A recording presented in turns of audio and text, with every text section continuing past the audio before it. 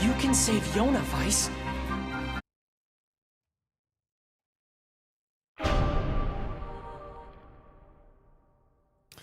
Ooh, up, but up. Okay. 1 sec. I gotta do a few things before we can start properly. Good morning. 1 second.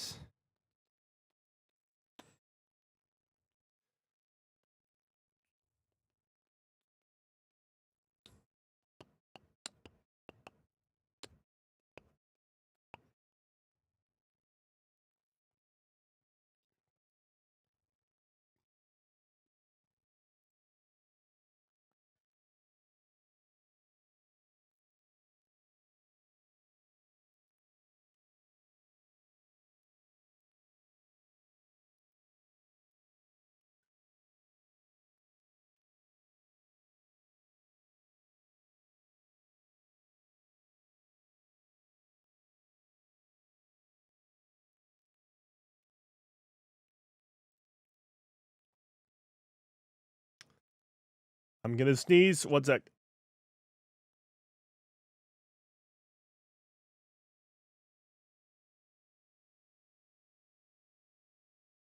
All right. Oh, geez. Okay. I'm good, I think. Oh, I need to take medicine. I'm gonna let the intro play while I go and grab my daily pills.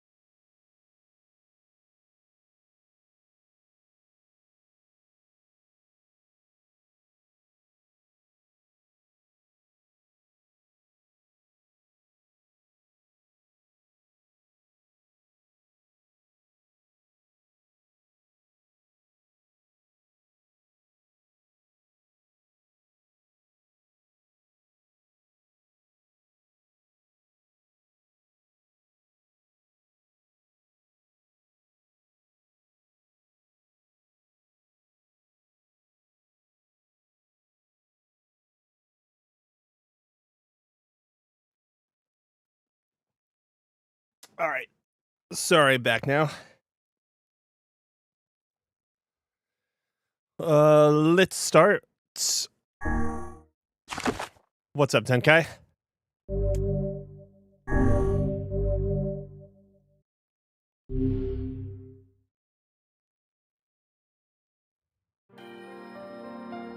Whenever I interacted with Kaine, I was reminded about something from my past.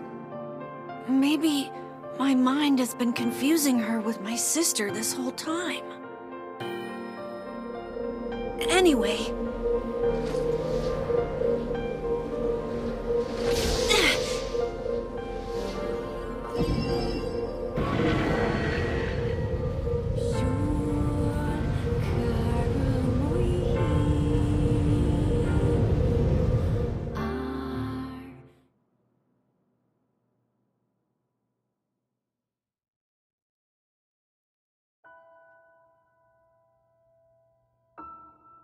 The sound of rain filled the village. The steep cliffs that surrounded the area magnified sound, causing even the slightest drizzle to rattle like a thunderstorm. Thin wisps of smoke streamed from huts as the villagers huddled in their homes and waited out the rain. A single child, however, had braved the downpour and was now wandering slowly toward the wooden hawk-shaped weather vane at the center of town. The wanderer reached the vane, which had existed for as long as any could remember, and stared. The child's face was simultaneously delicate and fierce, like a teacup that had survived a shipwreck. Those traits combined with pale white skin to give the face an almost sexless quality. If the beak turns east, I go home. If it turns west, then I... The child blinked. Rain slowly dripped down the young one's short hair and began its long descent to the ground. Come on, come on! The child felt a slight breeze and watched as the vane slowly creaked to life. Spinning this way and that for a moment, it finally settled with the beak pointing firmly toward the east. East? Really? Before the vane could move again, a jagged rock came spinning and tumbling through the air, striking home against the child's head. The force of the blow dropped the child to the ground as a hail of stones began to fall all around. Oh no, they found me. A heartbreaking smile crept across the child's face as the stones continued their assault. Through the rain, the sound of multiple footsteps grew louder before a voice rang out. Yoo-hoo, Kaine! The voice belonged to Demo, worst of the bullies in the area. As Kaine struggled to stand, a final stone came skittering through the mud and bounced against her foot. Blood oozed from a cut above her eye and blurred her vision, but she could make out the shapes of Demo and his usual gang of idiots. The boy seemed taken aback for a moment by Kaine's seeming indifference to blood dripping from her face, but quickly regained his bravado. What's up, freak? You like the rain? You like getting all wet? Or did you finally decide to run away from home? Though she knew it was futile, Kaine turned to leave. Before she could get more than a few steps, the other children scrambled to her feet, cruelty burning in their eyes. Kaine knew those were not the only eyes on her. The tormentor's parents watched from the safety of their homes. She was attuned to the sensation. It was one she had experienced many times before. While some villagers simply turned a blind eye to the actions of their children, many encouraged it openly. In a society ruled by superstition and fear, Kaine was something to be hated and, if possible, destroyed. I didn't say you could leave, freak. Demo's words chewed at her like a worm through an apple. He can't hurt me. She lied to herself. Be strong, be brave. He can't hurt me. He can't hurt me. He can't. Oh, look, the little freak is going to cry. What's wrong? Are you sad that everyone hates you and wants you dead? Kaine prayed for the rain to flood down and carry her away from a world that seemed to have no place for her. But if there were gods, they chose to ignore her. As Demo crept ever closer, the clouds began to thin and the rain slowed. Even the weather hates me. I'm useless, a failure. I wish Demo's rock had taken my head off. Kaine couldn't meet Demo's leering gaze. She lowered her eyes and stared at the muddy ground below. The bully moved forward until he was inches away. She could smell the scent of old meat on his breath. The boy grabbed Kaine's face with thick fingers and yanked it upward. She tried to run away, but he forced her gaze back and jammed his thumb against her eyelid to pry it open. Show me. No. Did you just say no? Demo grinned evilly. You don't say no to me. No one says no to me. Not even taking his attention from Kaine, he called to his cohorts. Come on, guys, let's give the freak what she deserves. As soon as Demo finished, kicks and blows began to rain down on Kaine. Demo paused, still grinning, as Kaine curled into a ball and tried to make the pain stop. I don't get you, freak. What you acting like a girl for, huh? Everyone knows what you really are. Kaine ignored the question, choosing instead to stare at the weather vane. It continued to point east, as if supremely confident about the future it had chosen for her. Go home? Yeah, that's a funny joke for someone with dead parents and no home to go to. Freak, chanted the children. Freak, freak, freak. Kaine closed her eyes and listened to the rain, waiting for the pain to start again. As the clutching hands of the village children closed around her, she bent her mind to the sound of the rain, letting it become her world entire. The rain fell, but the pain never came. Only when the laughter of her tormentors turned to terrified cries did she dare open a single blood-caked eye. Kaine was shocked to see Demo sprawled on the ground, holding his head and screaming in pain. She could see blood welling from spaces between his fat, twisted fingers. Oh my god, he's crying. He's actually crying. Deprived of their leader, the other children glanced back and forth between themselves, as if waiting for someone to step forward and take charge. When no savior emerged, they began an uneasy shuffle away from Kaine. But the young girl was the least of their concerns. Instead, their attention was wrapped on the ancient woman standing a few feet away. After struggling for breath for a moment, she finally spoke in a voice thick with rage. Hurts like a bitch, don't it? Now I suggest you scatter before I throw another one. And if any of you little bastards ever touch my Kaine again, I'll do far worse than throw a rock. You can count on it. The old woman crouched down and gently touched the hand Demo was using to cover the wound. Before he could think to protest, she ground her palm into the wound and twisted back and forth. Ow! He screamed, leaping to his foot. Stop it! What are you doing? Quit whining. Ain't no one ever died from a scratch. You hit me with the rock, you stupid bitch. A big one. That thing could have killed me. The old woman shrugged. Death is the best cure for stupid. Demo's face twisted with rage at her words. Locking his eyes on Kaine, he took a step backward and spat on the ground. Get out! Leave this village! No one wants you here, either of you. One sec. Seeing the old woman grab another stone, Demo and his companions turned tail and ran.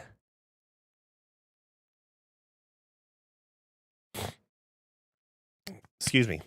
As they fled, the old woman grabbed her side and barked out a single laugh. Ha! Look at the fat boy go.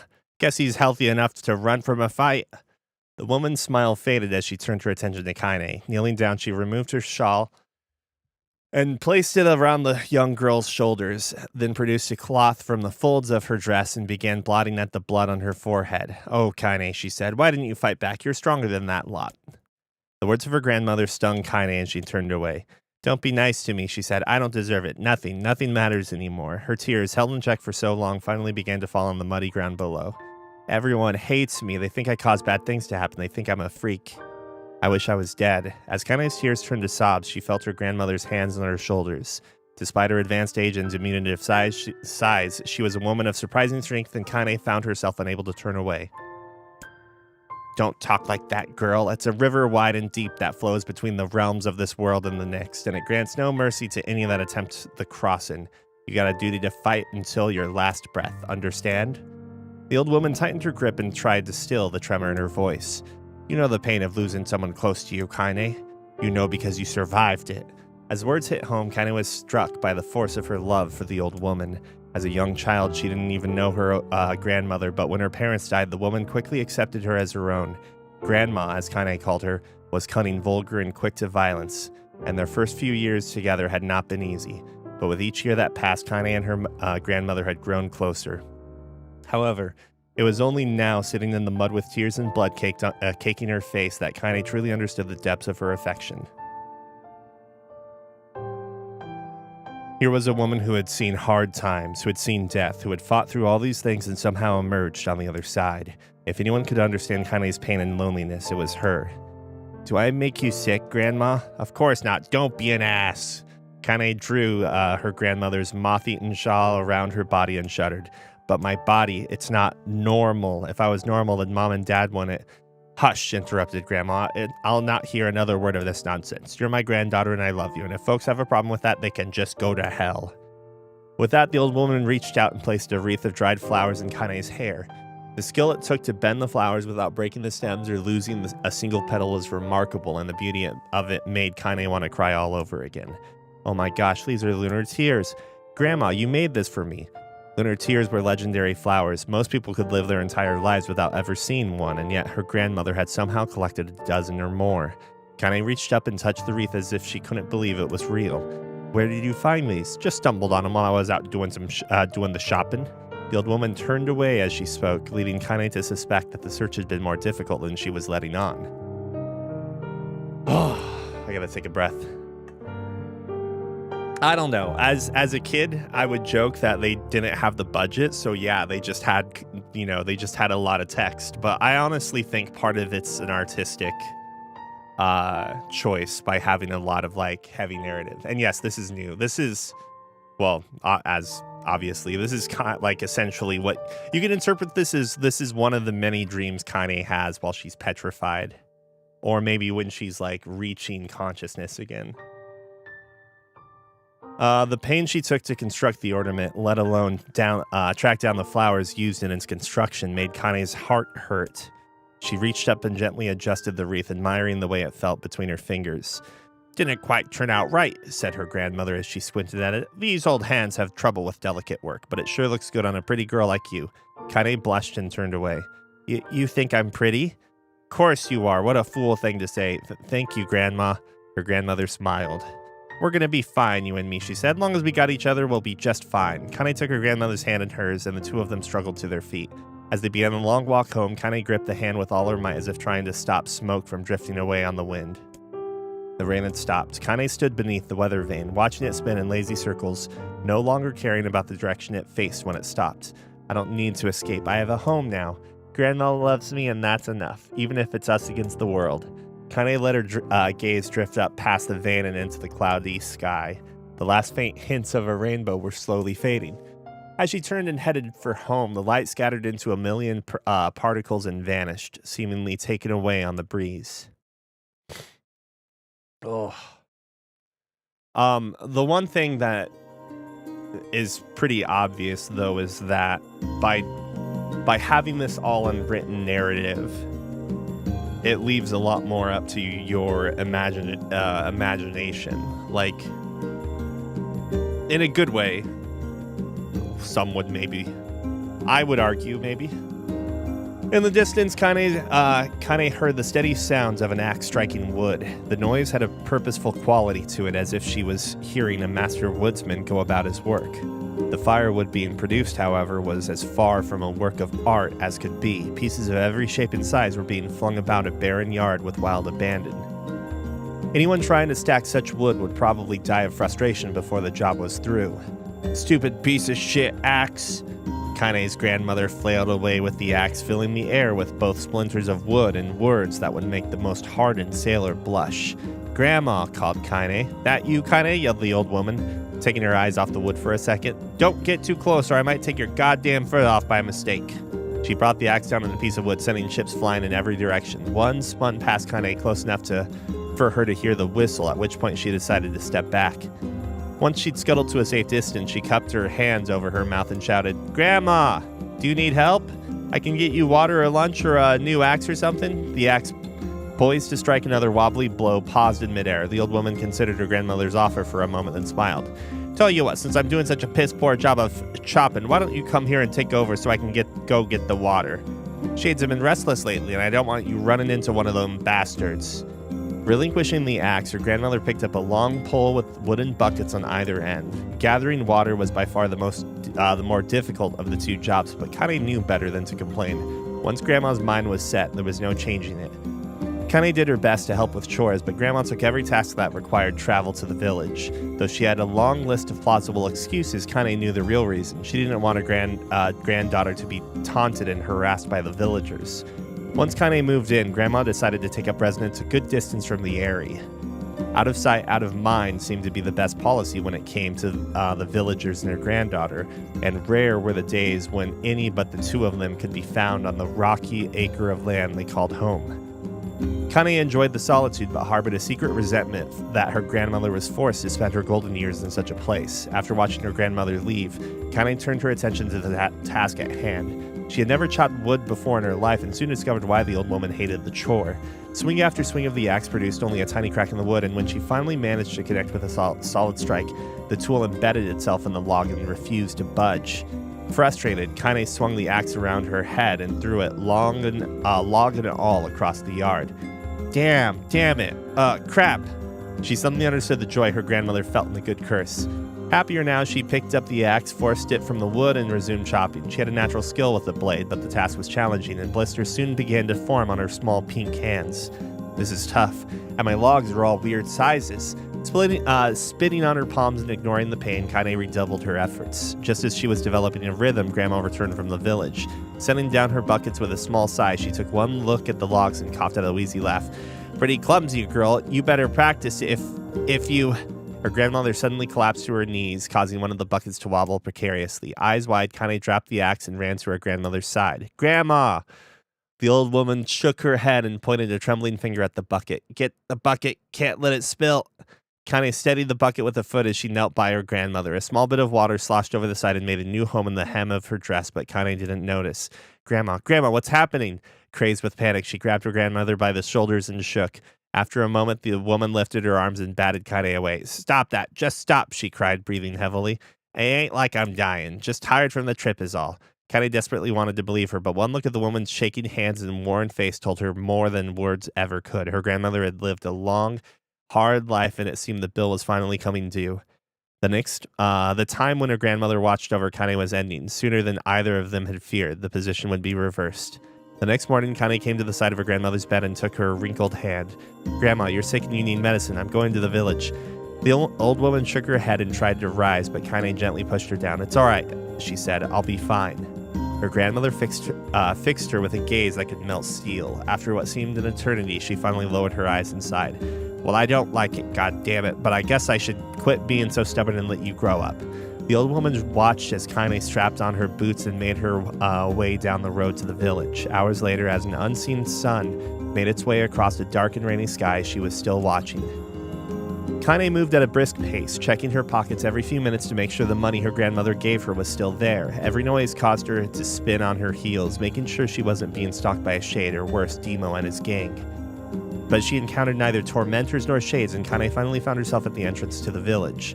The few adults she could see glanced sideways at her, then muttered to each other behind raised hands before slinking away into the shadows. Her heart racing, Kaine took a series of rapid, shallow breaths and tried to calm herself. I have to prove myself. I have to help Grandma.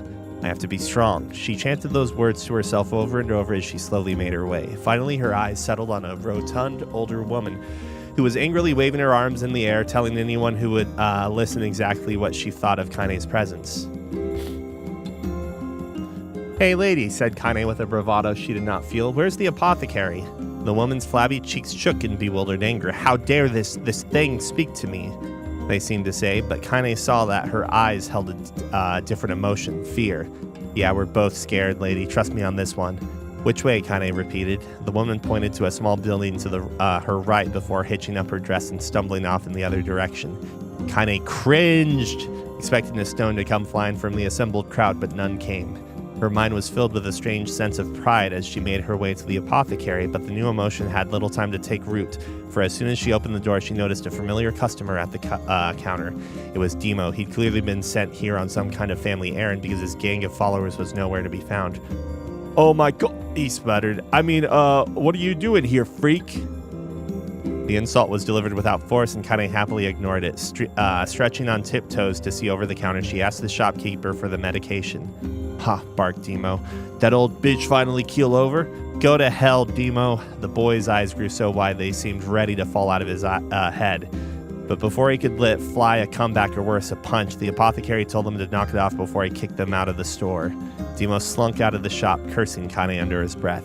Once he was gone, she allowed herself to breathe once more, taking a brief tour of the shop while the owner prepared her medication. Countless tiny bottles filled the cramped store, each with a label written in some indecipherable language. An ocean of aromas assaulted her nose, creating a scent that was exotic but not altogether unpleasant. Seeing such a variety of supplies gave Kaine a sense of peace. Surely in a world so vast, there would be a place that she could call home. On the far wall behind the counter rested a portrait of a stunning young girl. The picture had once contained bright, vibrant colors, but time had worked its cruel magic, and they were beginning to fade. The beauty of the work, however, remained undiminished. Oh, excuse me. So this wasn't in OG Nier? No. This was in OG Nier. I was saying that What did I don't recall what I said to potentially imply the opposite. This was an OG Nier. You like that picture? Kaine turned to find the apothecary with a small vial of medicine in his hand. His eyes were gentle but sad, and they seemed to stare through her and into nothing as he spoke.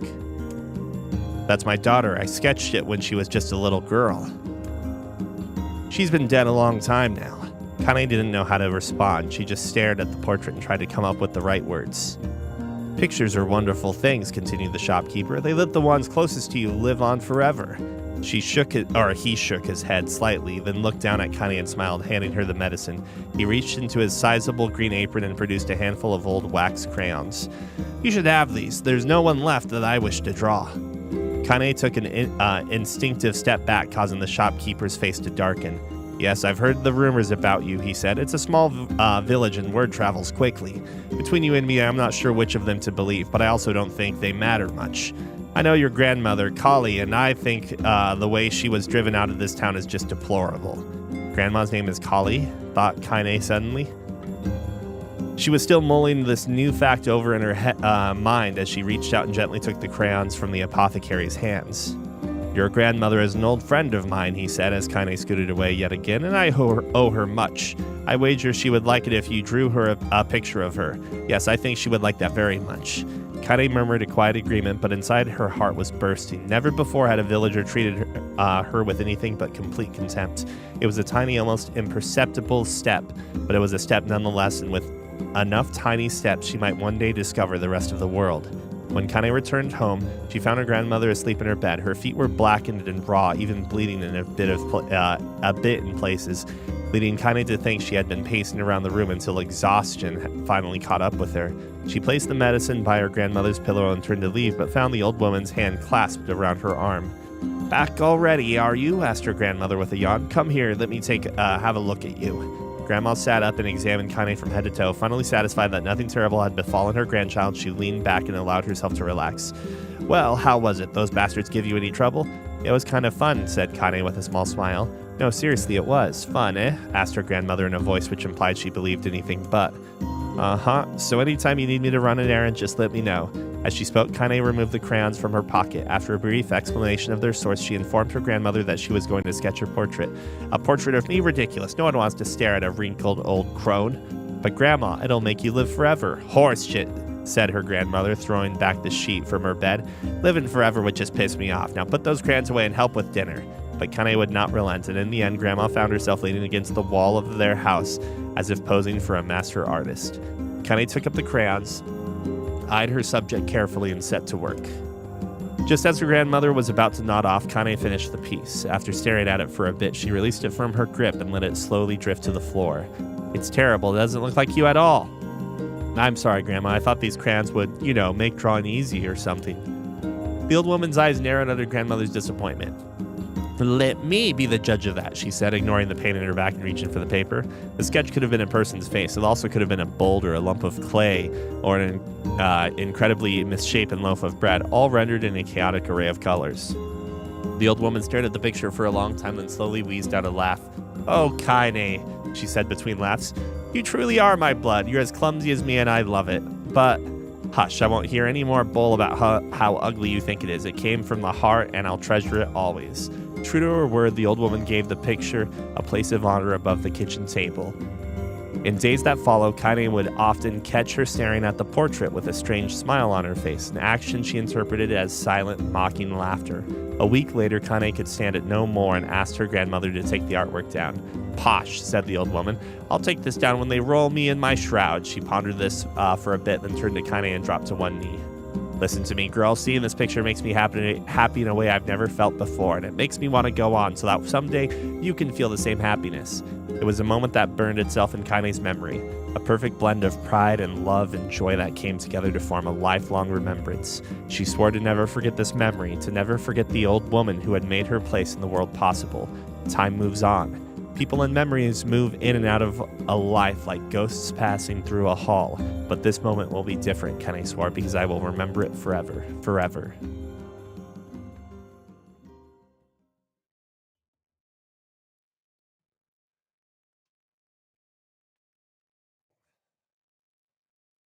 Kaine listened to the sound of crackling firewood and stared at the black object on her plate. She had been pushing it around the wooden disc for a good 10 minutes, ignoring the bemused stare of her grandmother. Finally, she summoned her courage and gave the object a brief sniff. A sharp, bitter scent flew up her nostrils and made its home there, causing her face to twist with disgust. Grandma, I can't believe you want me to eat a bug. The old woman threw some more wood under the cooking pot and snorted. It's no bug, you fool. It's a berry. It's a good berry. Why the hell would I be feeding you bugs? Yeah, well, it sure looks like a bug, said Kaine, and I think it's burnt or something because it smells terrible. With that, Kaine held her nose and threw the berry in her mouth, chewing as little as possible. Oh, yeah, that's terrible, all right. Why, you little brat, laughed the old woman. Look at the sass on you. You've been spending too much time with me, and that's a fact. 5 years had passed since a moment when Kaine's grandmother saved her from the bullies. As is often the way with two stubborn people, their relationship had grown in fits and starts, but moved forward all the same. Meals that used to be somber affairs were now filled with laughter and hurled abuse in equal measure. Kaine could not remember a time when she had been happier. As the years went by, Kaine started to shoulder more and more of the daily responsibilities. Her grandmother's legs grew weaker by the day, and she could no longer do many of the chores she used to take for granted. And so this morning found Kaine lacing up her work boots with a breakfast of burned berry rolling through her belly. Where are you going today? Asked Grandma suddenly. Kaine looked up surprised. The old woman rarely asked for specifics anymore. Well, I was going to check out the kelma trees and see if they were ripe. I thought we could make some jam or something. Oh, I'm going to pick up some flagstones, so I need to take the wheelbarrow. Flagstones? What in the hell for? Kaine stared at her grandmother, then held out an arm and swept it around their home. Constructed mostly of cloth, rope, and rubble, the old place sagged like a boxer in the final round. Grandma, a dying cat would chew through this house. I'm going to build a stone wall so we could have some protection. The old woman laughed, exposing her toothless grin to the world. God damn, girl, if a bunch of thieves want to ransack this old place, let them come. We got nothing worth stealing anyway. I'm not worried about thieves, I'm worried about shades. People saw one west of the village yesterday. The old woman tilted her head and still stared at her granddaughter. Well, shoot, I don't know why you have to do it today. We can worry about it some other... Grandma, no. If I don't go to the kelma trees, we won't eat tonight. You know that. A confused expression passed across the old woman's face, and for a moment she was a small child lost at a carnival. Yes, she said after a bit. Yes, of course you're right. I'm sorry, Kaine. Lately it seems my mind is... She didn't finish the thought. Instead, walking over to her nightstand and gently taking the wreath of lunar tears from the drawer. The flower's petals had aged to a brilliant whiteness, and Kaine thought it was more beautiful now than the day she first received it. You're going to be a true woman soon, Grandma said as she placed the flowers in the girl's hair. So that means less chatter about shades and building defensive walls and more talk about how beautiful you've become. Annoyed, Kaine reached up to remove the garland, but the look on her grandma's face stopped her hand. You're a beautiful thing, said the old woman, and there ain't another like you in all the world. I'm very proud of you. Okay, Grandma, that's enough goddamn compliments for one day. Such a mouth on you. Where did that come from? Gee, I wonder. I'll teach you to sass me, girl, yelled Grandma. Suddenly, she lurched forward and grabbed Kaine by the ears, pulling her around the room with a crazed grin on her face. Grandma, yelled Kaine in a quaking voice. Grandma, stop it. What the hell? The old woman stared at her and blinked, then slowly held her wrinkled hands out as if it was the first time she had ever seen them. Oh, I don't know what happened there. I'm sorry, girl. Sometimes my mind just kind of thought the look in her grandma's face was the most heartbreaking thing she had ever seen. Listen, she began, maybe I should stay home after all. No, I won't have you stay here to keep an eye on an old codger like me. You go get your fruit and your wall and whatnot. I'll be fine, and when you come back, I'll have a nice grasshopper dinner waiting for you. Kaine rolled her eyes, then kissed her grandmother on the forehead, made ready to depart, trying desperately to ignore the worry that was gnawing at the walls of her heart. Kaine could feel the old woman's eyes watching her as she moved down the path. Don't turn around, she told herself, but in the end, the temptation was too great. She spun on her heel for one final look and saw a small bent woman standing in front of a ramshackle hut with a sad expression on her face. Gods, she looked so old now. It's like the wind could reach down and just carry her away. Kaine worried about her grandmother all day, causing her work to suffer. What little fruit she could collect was tossed carelessly into the wheelbarrow, and she only found a couple of stones before losing interest in the project. Finally, as dusk approached, she decided to call it a day. Cursing herself for the lack of focus, Kaine pushed the nearly empty wheelbarrow back down the path. As she crested the final hill, she suddenly froze in place. The wheelbarrow fell from her fingers and collapsed on its side, sending a few pieces of wrinkled brown fruit rolling back down the hill. Her gaze was transfixed by a thick black cloud that hovered just ahead. Tracing its path with a finger, Kaine suddenly felt her stomach knot in on itself. No, oh gods, no. Her grandmother's house was ablaze, the flames licking up as if trying to touch the sky itself. Grandma! Kaine ran then, faster than she had ever moved in her life. Once she tripped on a stone and went sprawling into the rocky ground, but she leapt to her feet and continued running, unmindful of the blood that spilled from her wounded hands and knees.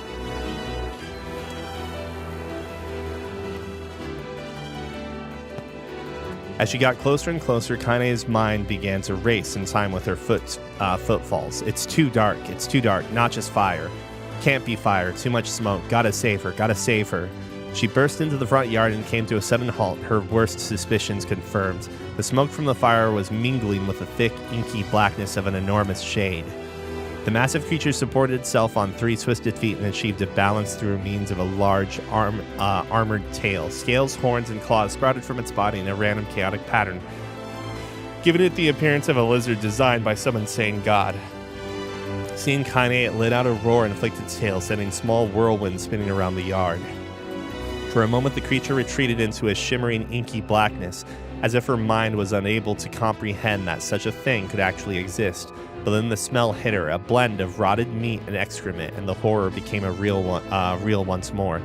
The creature bellowed again, and this time Kaine responded with a scream of her own. "All right, you bastard," she thought as her scream echoed off the high cliffs around them. "It's you or me, let's go." The shade eyed Kaine with bemused interest. Then it began looking from her to the house and back again, as if urging her to look at the destruction that had so gleefully wrought. With dread building in her heart, Kaine glanced toward the house. Through the smoke and flame, she spotted a small figure struggling to escape the ruins. "Grandma!" At the sound of her voice, the old woman began waving frantically. "She's alive," thought Kaine, "alive!" Kaine's legs sprang to life as she raced across the yard toward the flaming wreckage of the house. Before she could advance more than a few steps, the shade opened its mouth and let out a roar powerful enough to uproot trees and send them flying. The blast set Kaine tumbling through the air before smashing her against the rocky earth. Stars danced in front of her eyes as she tried to remember how her legs worked.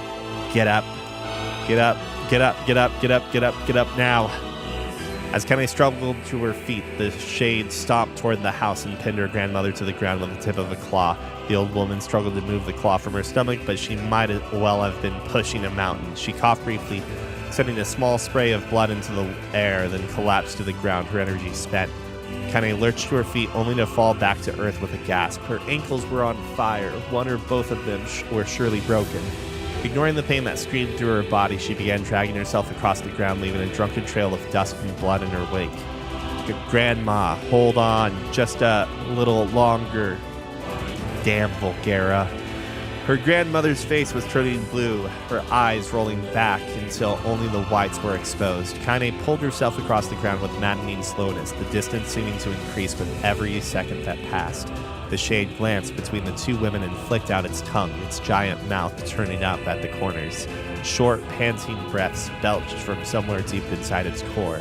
Bastard, laughing at us. She had no idea how such a mindless creature could experience emotion, but there could be no doubt the shade was taking joy in their suffering. "Yeah, I see your plan." The shade moved its claws slightly, allowing Grandma to breathe again. It was clearly keeping her alive, only to snuff out her life when Kaine was close enough to touch her.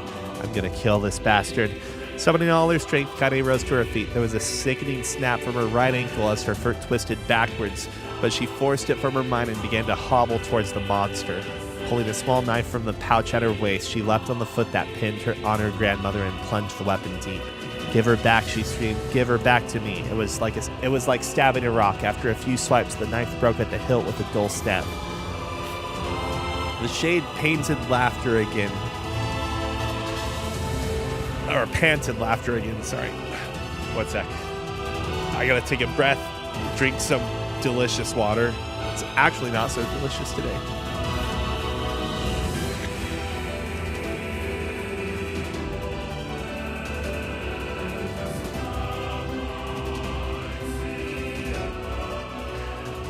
The shade panted laughter again, then raised its tail and sent it rushing through the air toward the young girl that was lashed to its foot. Kaine never had a chance. The tail struck her square in the chest and sent her crashing into the burning wreckage of the home. As she lay on the ground with blood pouring from multiple wounds, a small, weak voice spoke up. "Kaine!" Kaine's vision blurred, but she forced herself to focus on the sound. Finally, her eyes cleared enough for her to make out her grandmother's hands reaching out to her through the smoke. Grandma, Kaine, you gotta run. You can't best this one. Kaine grabbed the hands and held on with all her strength. Grandma, come on, we have to go. The old woman coughed loudly. One of her hands, slick with blood, slipped from Kaine's grasp and thumped to the ground below. Grandma, no, no! I said run, goddammit. You have to live. You have to get through. The thought would stay forever unfinished. Before she could say another word, the shade's clawed foot descended, smashing through the remains of the roof and down upon the shattered figure of the old woman. Blood oozed from the gaps in the creature's toes as the terrible putrid smell assaulted Kaine's nose once again. She stared at the foot, dumbfounded, convinced that what she was seeing could not possibly be real. When the creature finally lifted its appendage, all that remained underneath was a twisted, unrecognizable mass of rubble and red. Her grandmother was gone. Kaine blinked, trying to feel the hands which had been in hers just a moment before. For a fleeting moment, she could remember the warmth of that embrace, the trembling of the fingers, but then the sensation drifted away on the breeze and was gone. Memories flashed through Kaine's mind, one after another, faster and faster until they became a meaningless jingle of noise. Kaine screamed, then a thunderous sound that echoed off the cliffs and seemed to roll away forever. The shade eased forward, black ichor pouring from its mouth and dissolving into smoke on the ground below. The earth shook with every step as it crept towards its prey. Kaine's body slowly rose as if controlled by a mad puppet master. Her arms and legs were bent at impossible angles. Her head lolled dangerously to the side, yet somehow she managed to stand. Staring at the shade, her eyes began to glow with a deep red fire. The creature, so confident just moments before, took a slow, hesitant step backward, trying to discern if this broken human could possibly pose a threat. Kaine seized the moment, laughing like a mad woman. She leapt into the air and plunged the shattered hilts of her knife deep into the leg of the shade. The shade shook Kaine off like a fly, sending her crashing to the earth once again. Her chest rose and fell slowly, as if a great weight were resting on it.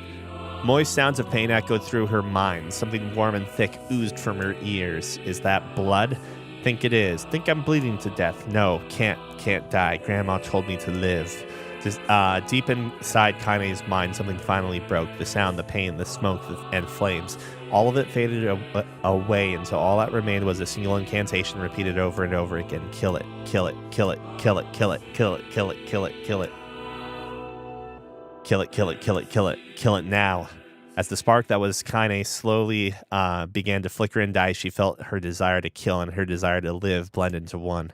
The distance between heartbeats grew longer and longer and longer.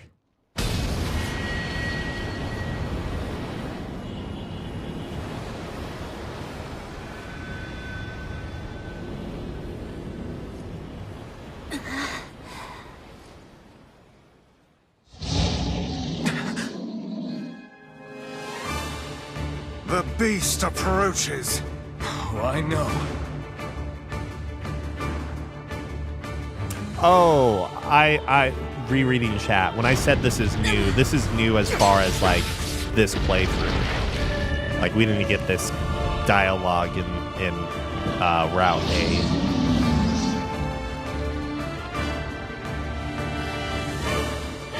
But think of it this way, we're not playing as the kids this time.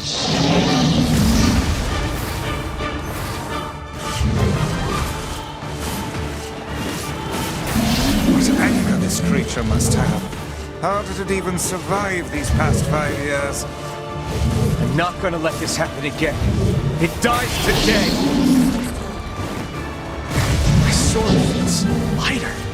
It's not the blade, but the skill of the user. Strike it down.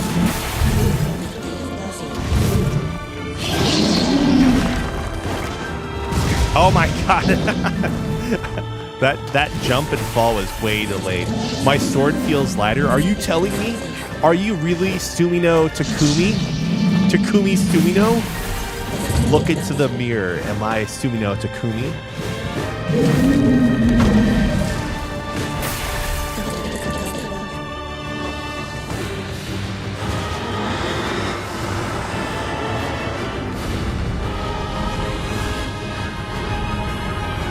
Another route, another mirror look.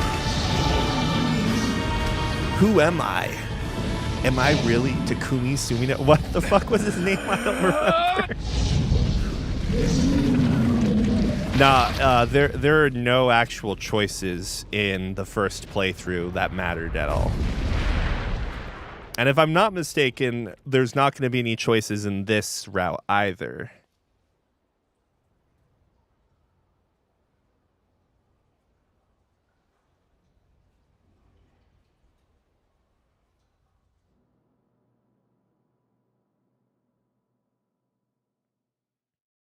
You thought we were done? Gently, weakly, softly, the shade, sure that its tormentor was dead, turned and stomped off toward the horizon, stopping along the way to bellow one final roar. Couldn't kill it. Shamed beyond imagining, Kane tried to turn her head to the side, but only succeeded in coughing up a huge gout of blood. It was getting difficult to see, and only after a moment of fierce concentration did she realize that her left eye was gone. Laughing to herself, she turned her remaining eye to the ruins of her home and noticed a ragged stump of arm resting a few feet away. Yeah, that's mine, she thought with a mad giggle. This is going to make clapping a real bitch. Ha, cried a sudden voice from the depths of her mind. Finally going to die, are ya? Well, you had it coming. Go to hell, Demo, she thought as at the unseen assailant. Go to hell before I pluck out your eyes and feed them to a dog. The voice of her childhood terror evaporated into smoke, only to be replaced by another, more recent voice. Hold still, said the apothecary, materializing from the ruins like a ghost. I want to draw you. That way you can live forever. No, stop. Don't want to live forever. Want to die right here. I see, he said quietly. Well, if that's what you want. The spectral shopkeepers fluttered in and out of existence for a moment, then produced a piece of paper and sketched quickly. After a few seconds, he turned the page to Kane and smiled. Since you rejected my offer, I decided to draw something else. It was a picture of her grandmother, real as life. Kane opened her mouth to thank the man, but stopped as the picture began to blacken in the middle. Before she could say anything, dozens of multi-legged insects began to swarm across the image, tearing at it with sharpened pincers. Stop, no, don't hurt that picture. Kane reached out with her remaining arm and waved futilely at the air. The insects fell off the picture into the ground below, where they vanished into tiny black tendrils of smoke. Relieved, Kane turned her good eye back to the picture, only to open her mouth in a silent scream. The sketch now showed her grandmother as she truly was, a smashed, unrecognized lump of nothing. The apothecary smiled and broke into a jolly dance. See that? He cried as he danced his jig. It's perfect now. She looks just like you. Cha-cha-cha-cha-cha. I look like that? Oh, God, I'm gonna die. I'm gonna die. Drowning in despair, Kane laid her head back in the mud and smoke of her ruined house and waited. Kane laid her head back in the mud and smoke of her ruined house and waited for the end to come. But just before she let everything go, an unfamiliar voice began whispering in her ear. Ain't you got a wish, sunshine? The voice was vulgar and fierce at the same time, as if insanity had somehow found a way to take form. Kane wanted to scream as the voice crawled under her skin, but her lungs refused to work. You know, a wish, like a prayer or something. Why don't you get on your knees and start praying to heaven? Please, invisible man in the sky, save me, save me. Ha ha ha ha ha. Kane finally resorted to shouting at the voice with her mind. I don't make wishes, they don't come true for me. I'm a curse, a freak. I should be left to die. The other voice boomed in her ears. Oh God, you are the best. Kane glanced down and saw a black, shiny substance oozing from her legs. She tried to brush it away, but her remaining arm would no longer respond. The substance slowly crept around her feet, then began moving up toward the rest of her body. Is this death? Is this what it's like? Or is my mind just losing itself? She could feel the slime oozing upward, feel the hot, searing pain it left in its wake. Whatever else might be happening, she was still alive and this was real. Come on, said the voice, let it go. Kane tried to ignore the voice and concentrate on the pain, but the newcomer would have none of it. Don't ignore me, sunshine. You're ready to give up, ready to die, so why not let me have it? Have what? Your body. Come on, give it to me, give it to me. I want to stand on the ground, feel the rain, taste the wind. The voice paused as if licking its lips. When it resumed, it was filled with mad, unabated joy. And I want to take your hands and use them to choke the goddamn life out of people. I want to tear out their throats and bathe in blood just like before. In response, Kane shifted her head and vomited. The warmth of it crept down her front and mingled with the pain of the encroaching black ooze. Are you a shade? Yeah, maybe. What of it? The slime reached her face, crept up past her nose, and slowly oozed into the sockets of her missing eye. The moment it touched her brain, Kaine was struck by the most powerful sensation she'd ever felt in her life. It was ecstasy. She wanted to scream with delight, but all she could manage was a small, whispered moan. Feels good, don't it? Asked the voice with a chuckle. Yeah, what can I say? I know how to please the ladies. Now give me that body. Come on, give me that body and I'll give you more of this feeling. It's a fair trade. A black lump began to protrude from Kaine's side. As she watched, it grew longer and thicker, eventually taking the form of her missing arm. I can see better, she thought. My eye must be growing back too. The slime reached up to envelop the rest of her face, but she managed to brush it away. Stop, she whispered, marveling at how she regained her voice. Stop. The black ooze hesitated as if considering this request, and quickly shimmered down her body before disappearing in a cloud of smoke. "Oh, what the hell, Sunshine," screamed the voice. "We had a deal. I thought you wanted to die." Grandma said, "I can't die yet." A brief image of her grandmother, bloodied and broken, flashed before her eyes. She saw the shade that had killed her and heard its mocking laughter, then closed her eyes and forced the image from her mind. Man, I can't read today. Wait, do you just get a new ending after finishing it? The first time ending, there's one ending. The second time, there's a new ending. And then the third time, we're going to have a choice, which will give us one of two endings. So we'll get both of those. And then I'm assuming, and we'll see. I'll be making some hard copy backups of the save file in between that. But I'm assuming the fifth ending will probably just be in a fifth playthrough, but I'm not totally sure. Her whole body was quaking with rage. When she opened her eyes again, they burned bright red. That thing took my grandmother. I have to kill it before I die. Kaine glanced down and saw a mysterious pattern. The pattern of the shades burn itself into her left arm. "Well, I'll be damned." "Damn," said the voice cheerfully. "Look at that, Sunshine. I think you and me are gonna be good friends now." Kaine stared intently at her arm. The more emotional she felt, the more the letters seemed ready to puncture her skin and began infesting the rest of her body. The arm clearly had a will of its own now. Stop, gotta stop. Holding her left arm in her right, Kaine took a deep breath and tried to calm herself.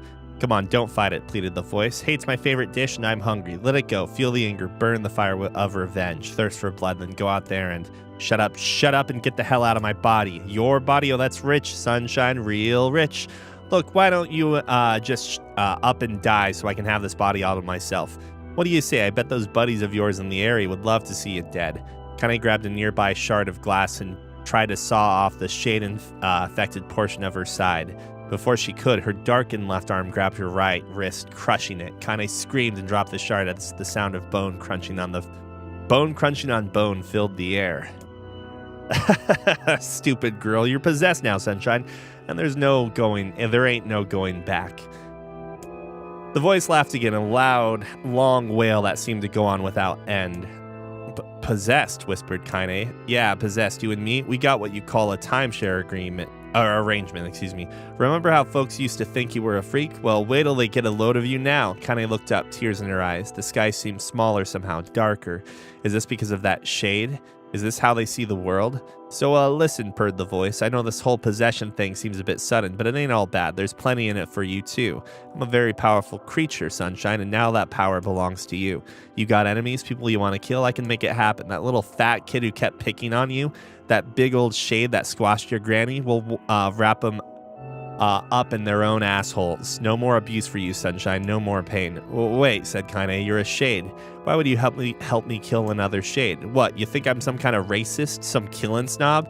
I don't give a goddamn who you murder, honey pants. I just want to drink from that well." Kaine considered this as she struggled to her feet, the power of the shade coursing through her. The smoke from her house was drifting away with the wind, and she enjoyed the way the cool evening breeze felt on her new left arm. After a long pause, the voice spoke up again. "So, how about it, you and me? We could have some good times together. Look, I'll even take care of that bloody part if you don't want." "Fuck off, asshole," muttered Kaine. "I'll handle the killing." "Look at you go, Sunshine. We're gonna have so much fun. So listen, my name's Tyran. If you ever need me, I'll be hanging out in this piece of meat you call a heart. Now get to it. The more you kill, the more your heart turns rotten and sour, and I like rotten and sour." Kaine found herself nodding at the voice. "Yeah," she said. "Yeah, I think this can work. I'm going to find that shade and I'm going to strangle it with its own guts. And when I'm done, I'm going to do the same to you, Tyran. Count on it." Ha! Laughed Tyran. I've shit bigger than you, so good luck with that. Oh, and hey, one more thing. Right now, you and me are sharing this body, but if you ever run out of hate, if you ever, go soft, then I'm going to take over everything. So keep on killing, Sunshine, and watch your back. The voice grew fainter and gradually faded away, fading to somewhere deep inside Kaine herself. Kaine waited until she was sure the voice was gone, then waved her new left arm around a few times. It feels perfectly normal, she thought. It feels like mine. Desperately, she began poking and prodding at the new limb, determined to find something wrong with it. She didn't want it to feel normal. That would mean the creature inside her had already won. I'm not a shade, I am Kaine. Repeating this mantra in her head, she slowly began digging through the rubble of her house, being careful to ignore a certain red-stained spot in the corner. Finally, after what seemed like an eternity of heartbreaking work, she found what she was looking for. It was the wreath of lunar tears. Though it had been through hell and back, the garland's petals were as bright as ever. Kaine started to place it in her hair, then slowly lowered the wreath and stared at it. I'm sorry, Grandma, I'm so sorry, but I don't deserve to wear this anymore. I'm possessed, corrupted, a freak. And this time I don't think there's any going back. Holding the flowers to her heart, Kaine fell to the ground and sobbed. As night gradually lightened to dawn and the people of the area rose to their daily lives, she remained in that position as if tears could somehow wash away the horror that now infected her world. Alive! Stay alive! Stay alive! Grandma. Kaine, you gotta live! You gotta come back to us!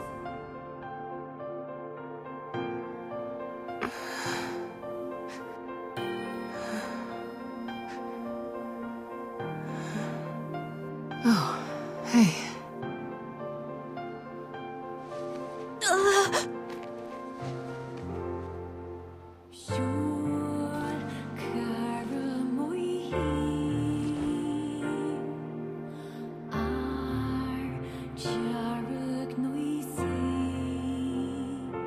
Emil, you were the one calling me, weren't you? You still recognize me? Of course. I knew you right away. Thank you, Kaine. Welcome back, Kaine. Wow, you grew up. So, how long has it been? 5 years.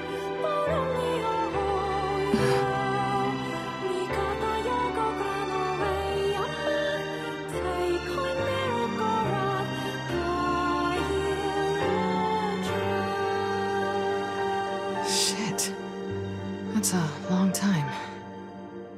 Any luck with Yona? We are still no closer to finding her. We need a way to locate the Shadow Lord. By the way, this is for you. Is that a lunar tear? It's not as good as your grandmother's, but I tried. No, it's great. Thank you.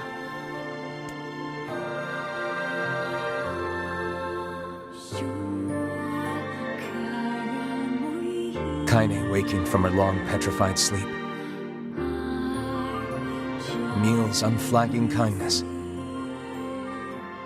Our reunion was a happy one, and we let it wash over us like rain. That is, until Devila and Popola had to go and ruin it all.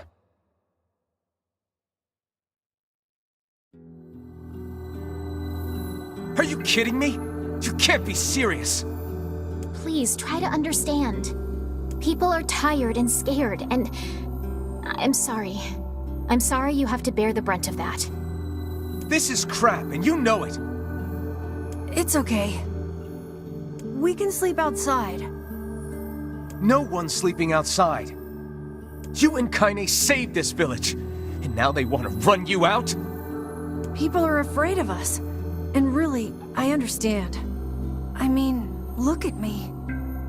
As long as you're still with us, I can deal with it. Right, Kaine? I'm used to sleeping outside. But... We'll see you later. Sorry about this.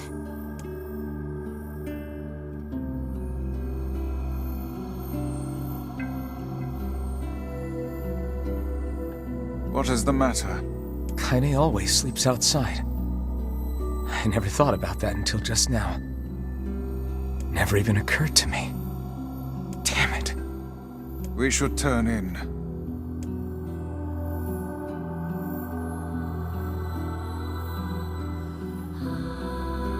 I didn't get much sleep that night.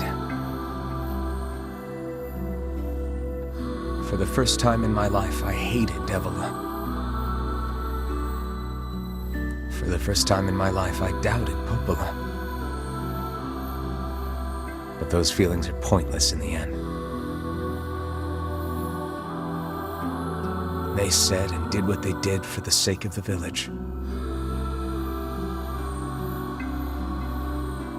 To protect it from the horror of the Shades.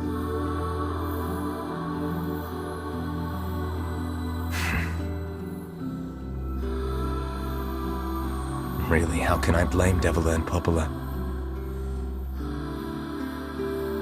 In the end, I'm just as bad. Because I never once stopped to think about Kaine and Emil's situation myself.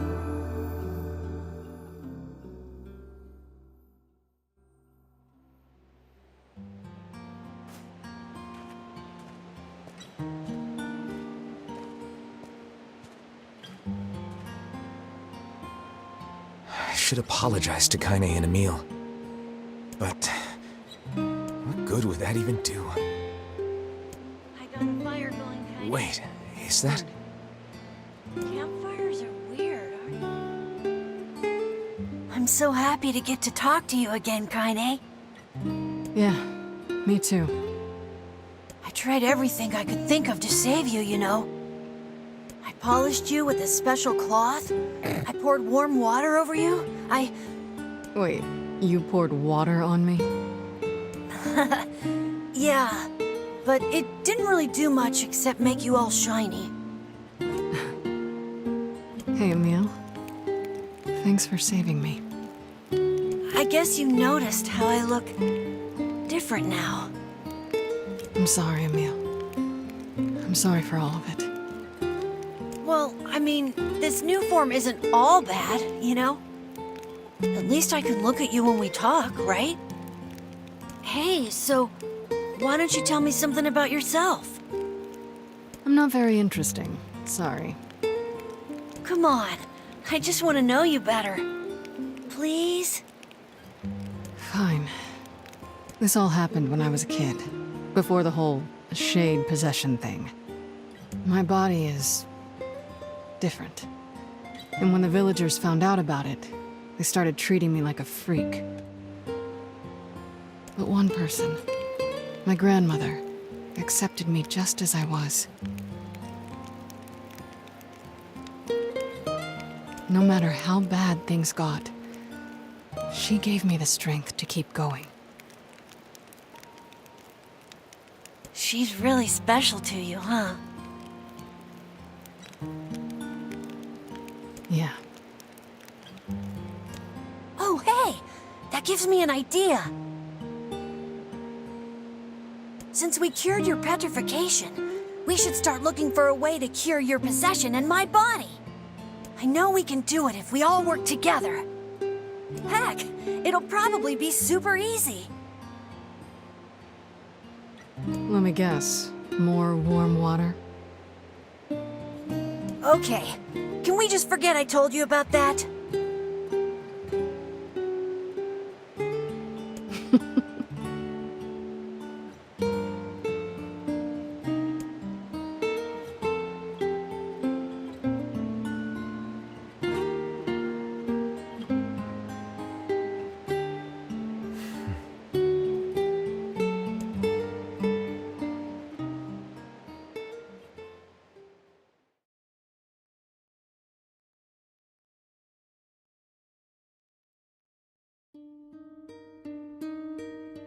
Sleep well? Sure. And yet your red eyes tell a different tale. Don't be so hard on yourself, lad. I need to go see Devila and Popola. Very well. I forgot I switched the buttons around. Whoops. What might that be? It's Mom's diary. I have not heard you speak much about your mother. She got the black scrawl and died when I was little. My apologies for bringing it up. It's all right. I can barely remember her face anymore. This is the only thing I have left of her. Reading it helps remind me of when we were still a family. I see. But the final entries get a little strange. In what way? Well, here, take a look. So one could call it padding and so forth. System data saved. But the way you replay Nier for the different endings is like not as extreme, of course. So obviously, for one thing, you're only playing the adult version, or adult, you know what I mean, the second half, quote unquote, second half of the game. But also all of the side quests we completed and all of our like meta progress is saved as well. And each new playthrough has a bunch of, I shouldn't say a bunch, but it has a handful of new, not only cutscenes and dialogue and narrative, but also some stuff that like is optional. So like we didn't have to opt into reading the diary here, and there are going to be a handful of other things. I'm sure I've like forgotten. I'm sure I'm gonna miss a lot of it, but we'll have other playthroughs to find it too. Can you not hear me?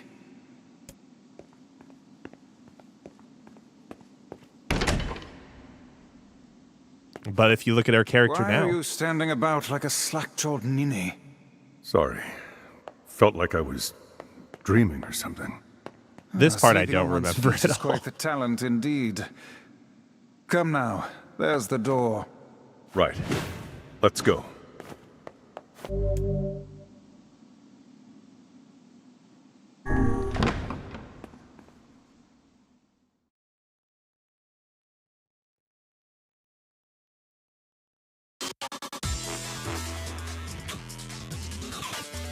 This is the world of the recycled vessel, created to avoid the destruction of all.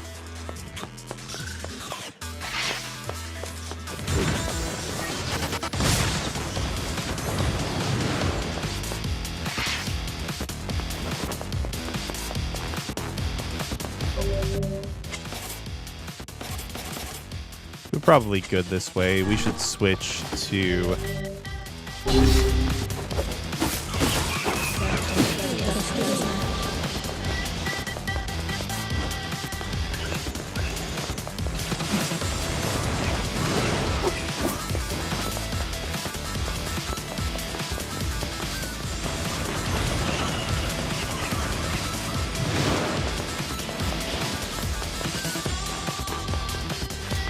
But now, as you can tell, we're playing as like the protagonist of Nier Gestalt. I was going, yeah, like you can't call them like replicants on Gestalt because that has a different meaning, of course.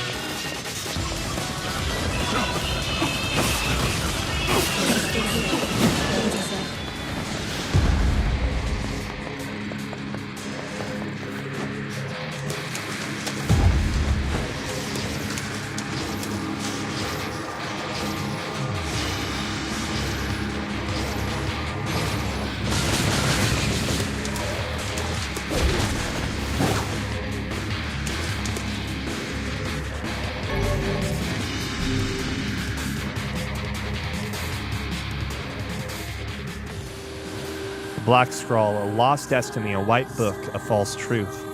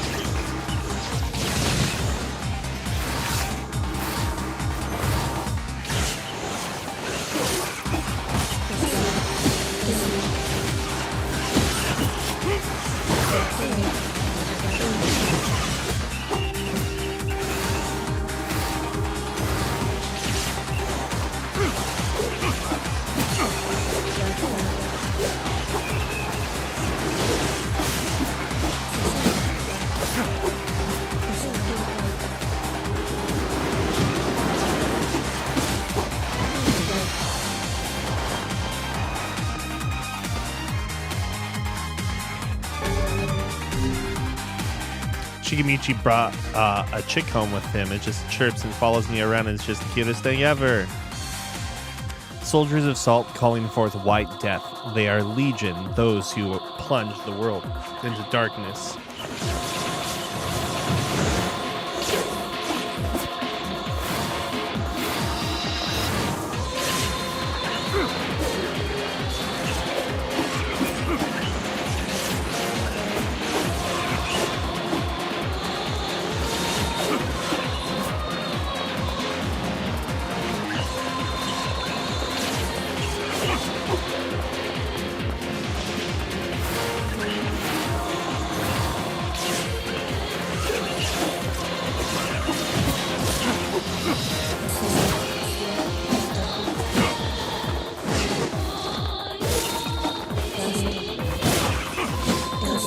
As soon as the shields come in, I can't just spam Whirlwind to guard against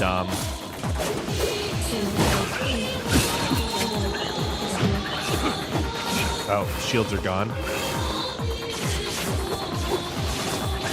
Never mind, shields are not gone.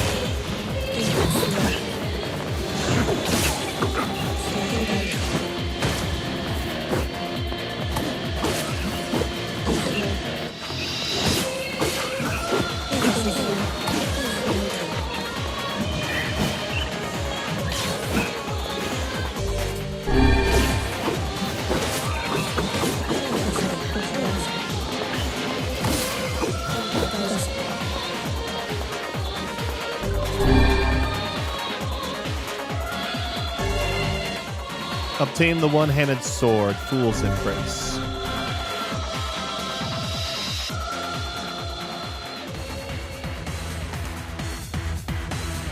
The Dragon's Corpse brought death and something to the world. Ah, I missed it. I was looking away for a moment.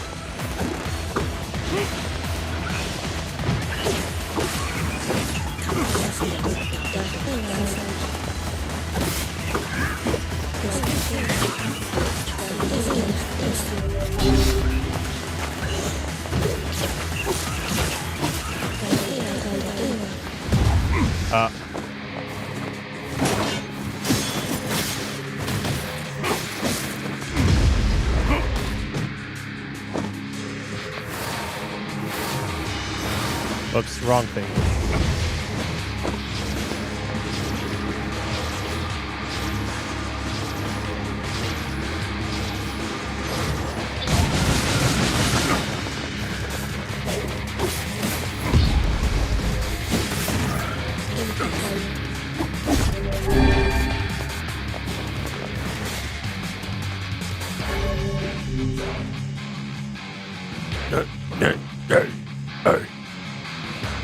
No, this is, we're reading our mother's diary. The black sickness stains the future. They journey to return to soulless vessels.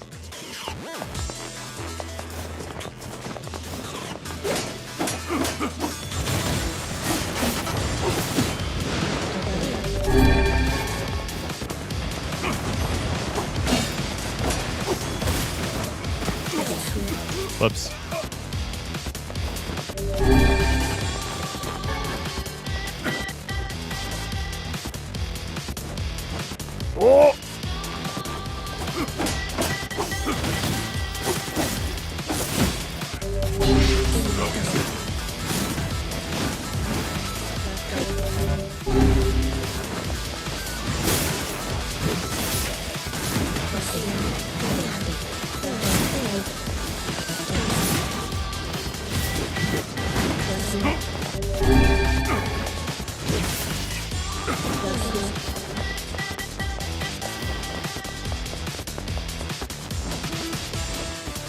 Oh my god.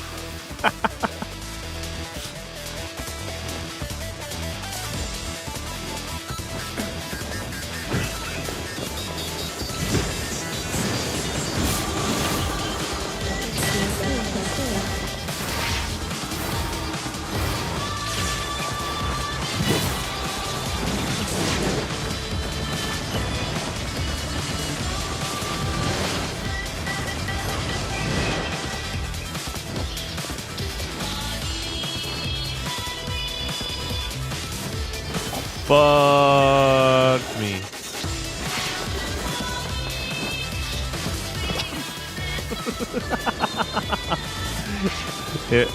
Is this Cuphead all over?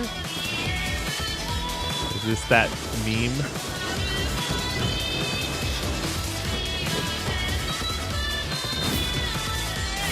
No, no, no, no! I don't want to fall off with that animation.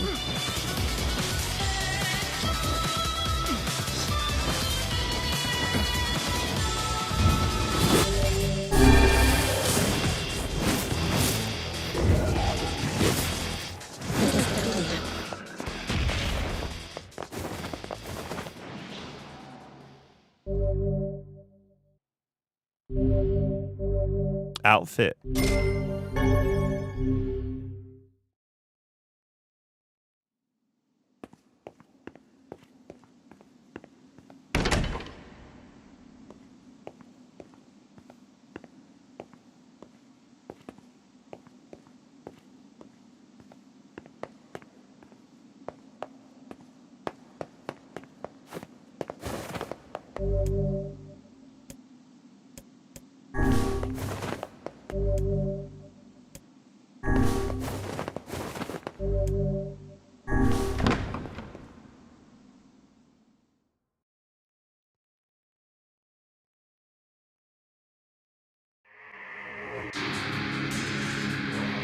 The apocalypse divided the world into one that knows not day and the other that has not seen daylight. I don't know what that was.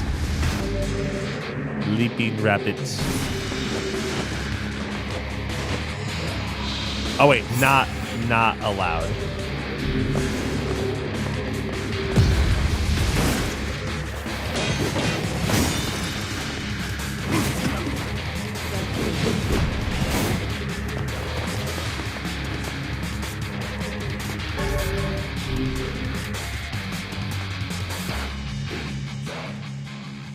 Black and white, 13 pacts. The vessel's forms waver as they cross time and space.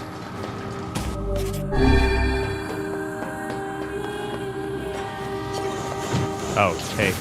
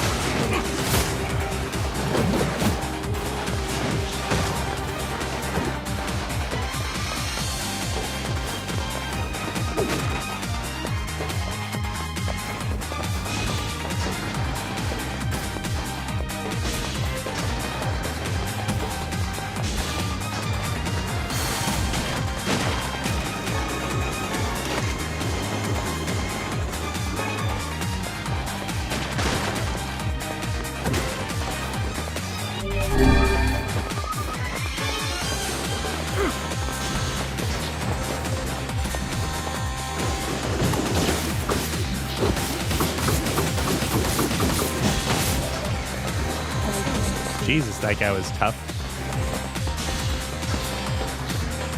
Already did this one. Whoops. Oh, wait, there's another way. Never mind. It looked green to me. It is green. It is green. I'm not colorblind.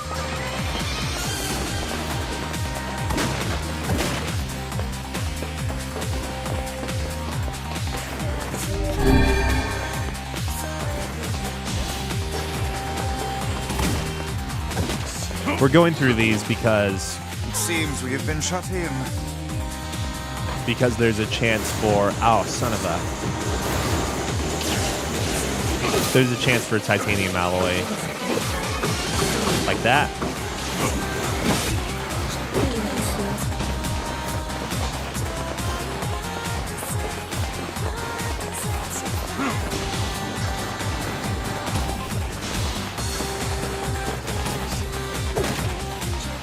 It seems we...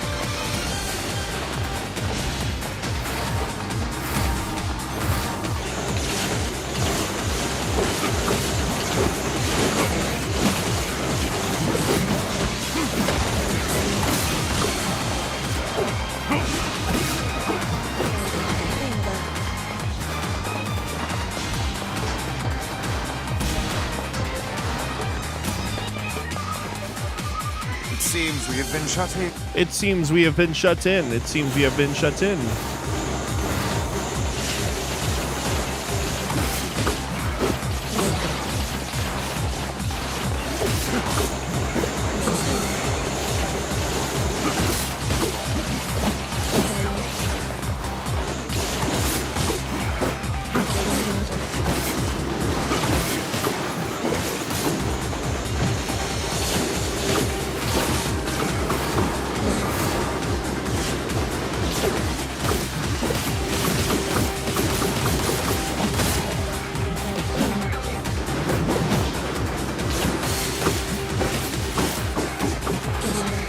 So spear is really good for like diving through bullet hells.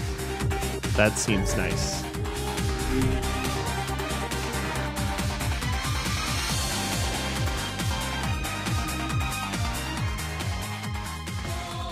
The Song of Van has been drowned out. In its place, the scream of something inhuman.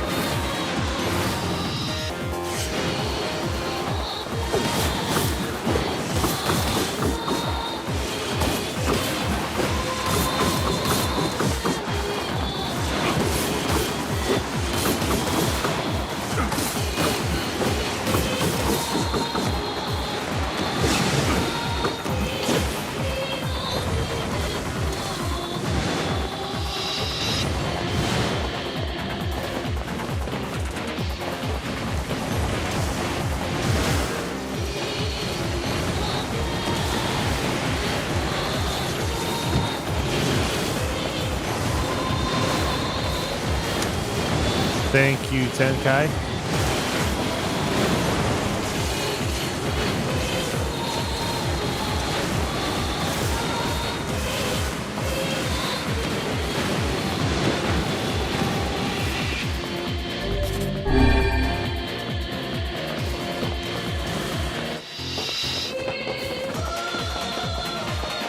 I'm curious if maybe I got really strong from doing as many of the side quests as I could earlier. Fool's Lament.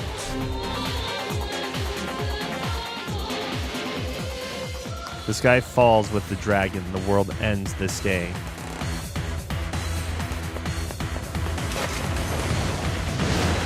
Yeah, this wasn't in the...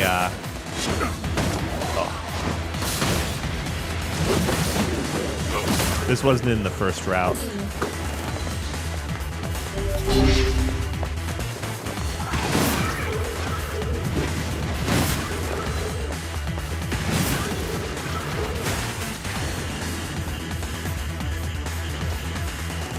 You gotta get closer so I can hit you, man.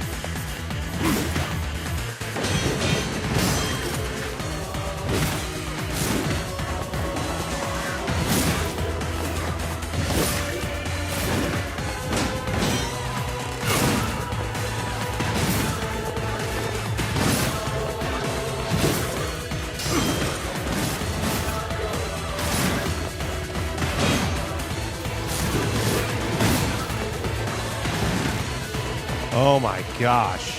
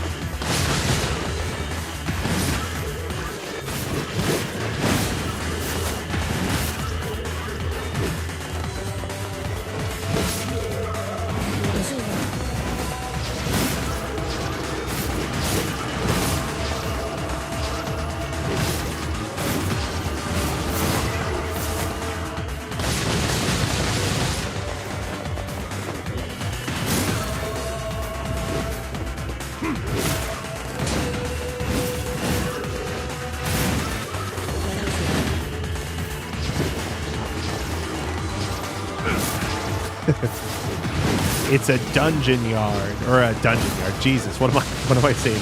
It's a jail yard. We're in jail. We're working out with the bros. Yeah, there's a basketball hoop right there.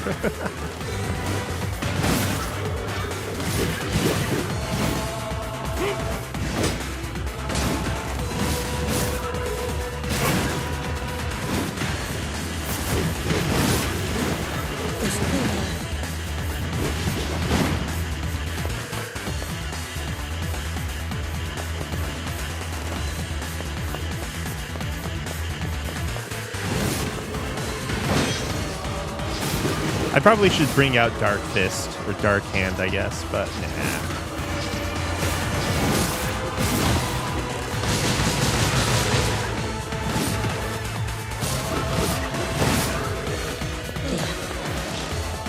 These guys are freaking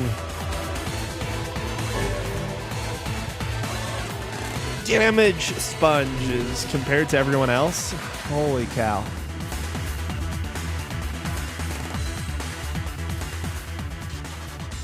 puppet priest collects the accursed prayers and polishes the vessel.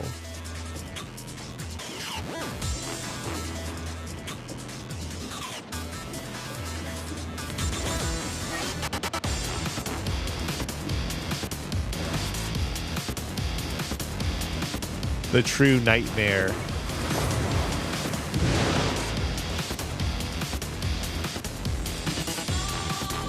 Being on the slow ride at Epcot, having to shoot zombies.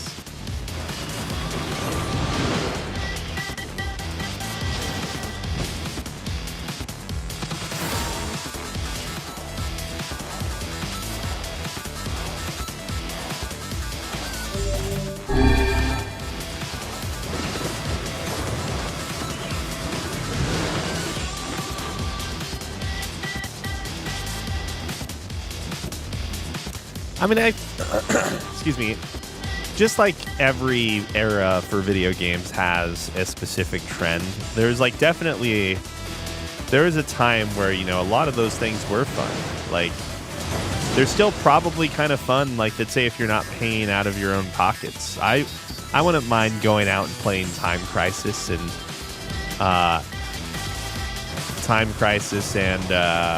House of the Dead, and did they just remake House of the Dead or something?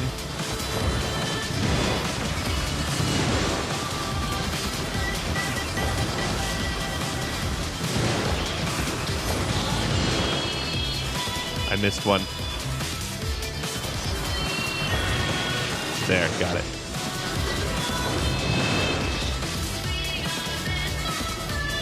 I mean, I missed a bunch, but I was listening to Jeff Gerstmann talk about going to Tokyo game shows in the past and how like the whole crew was. This was, I think, when he was still with GameSpot, but he was talking about how there was like an arcade near the hotel that they would always go to, and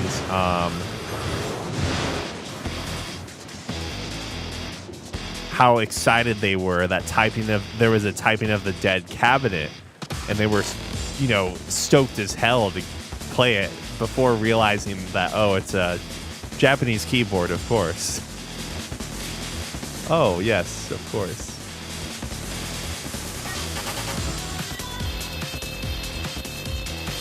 Let me tell you guys about, we stayed at this pretty nice hotel in Kyoto, and I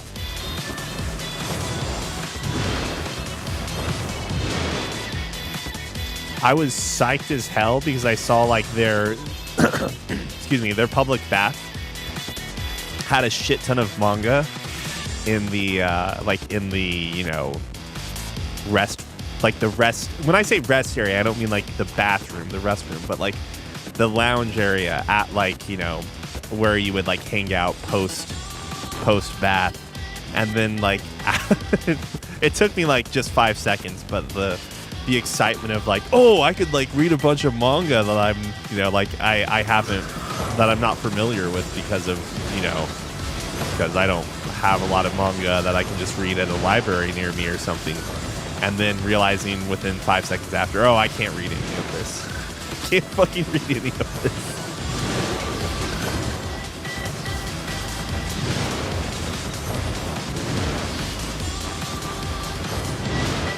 Oh yeah, sorry. I guess I should correct myself. Like, it's not just the keyboard aspect of it, because I've like switched to Japanese keyboard before, and you can do like phonetic hiragana and then convert to kanji that way, or katakana, of course. I guess it's more that like the game is going to be in Japanese, so everything's like a Japanese word. Obtain the samurai outfit, quote unquote samurai.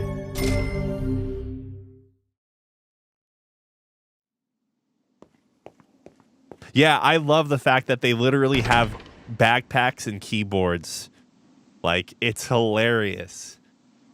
And, like, there's even, you know, they have some contraption so the keyboard stays in place as they're running around, too. Like, they commit to it.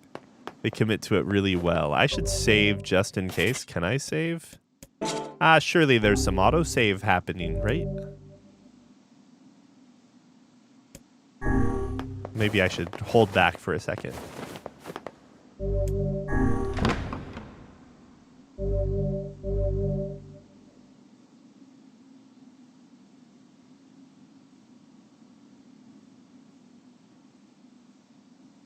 Dude, like I love the I love it. I love the gimmick. My word. Something wrong? I feel as if I've just awoken from a most unpleasant dream. I know what you mean. That happens to me whenever I read it. Oh, the backpack is a Dreamcast? I don't even realize. And is that a battery on top of it? I can't tell. When I look at the right image, the right guy, it looks like it's just a giant off-color Duracell. But then the left guy, both ends have.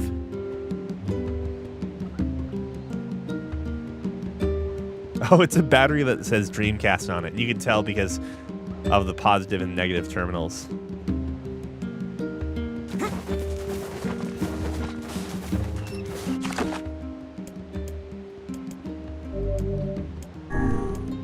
What can I save over? Okay, so more and more of our sons and daughters.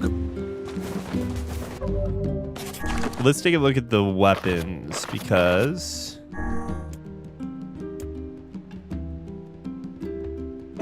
that's we have 90%, so we need to pick up more still. What about side quests? 88%. Okay.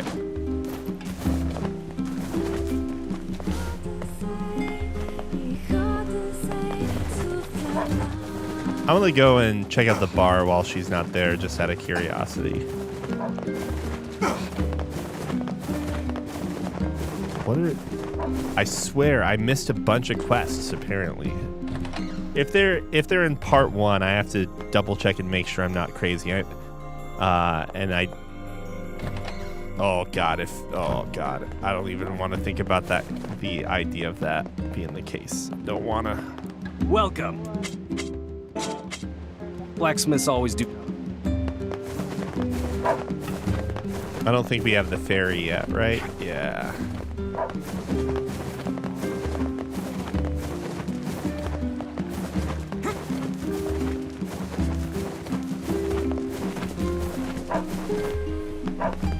Here, I'm gonna grab something to drink real quick. I'll be right back. It's literally gonna be 5 feet over for me.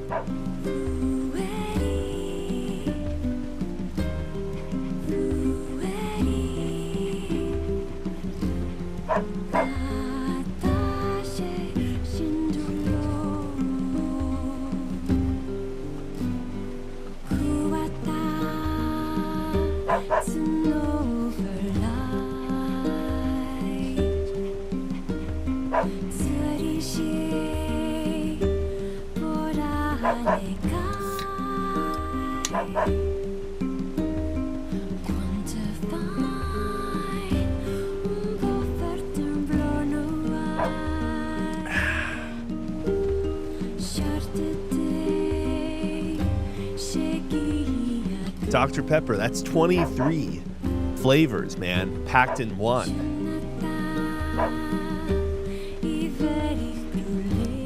Hey. Oh, hi. I kinda thought you'd never talk to us again. I understand you're doing this for the village, and that you don't have a choice. Pretty much, yeah. But look, why don't you go talk to Popola? I think she wanted to discuss the Shadow Lord with you. I'm headed there next. Oh, and Devila? Yeah? Sorry about yesterday. I shouldn't have lost my temper like that. You don't need to apologize. Anyone would be upset when their friends are hurting.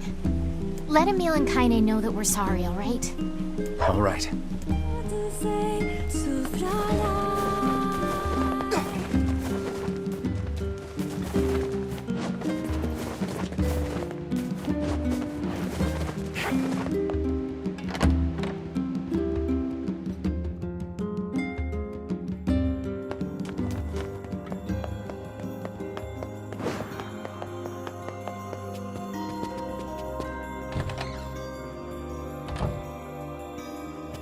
Popola?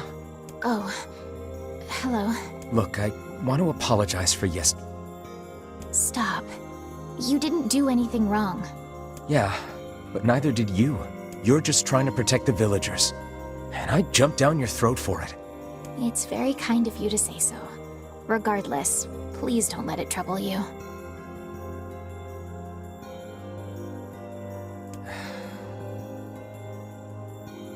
Ahem. I believe there was something you wished to discuss with us.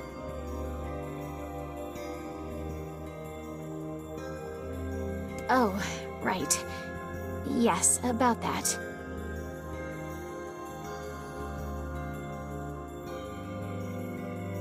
You know about the lost shrine, right?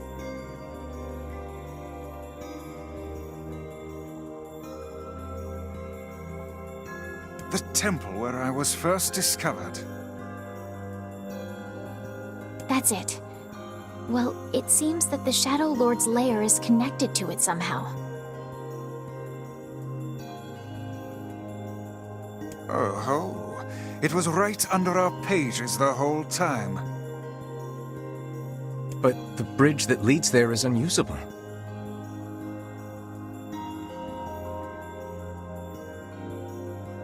So take a boat. A boat?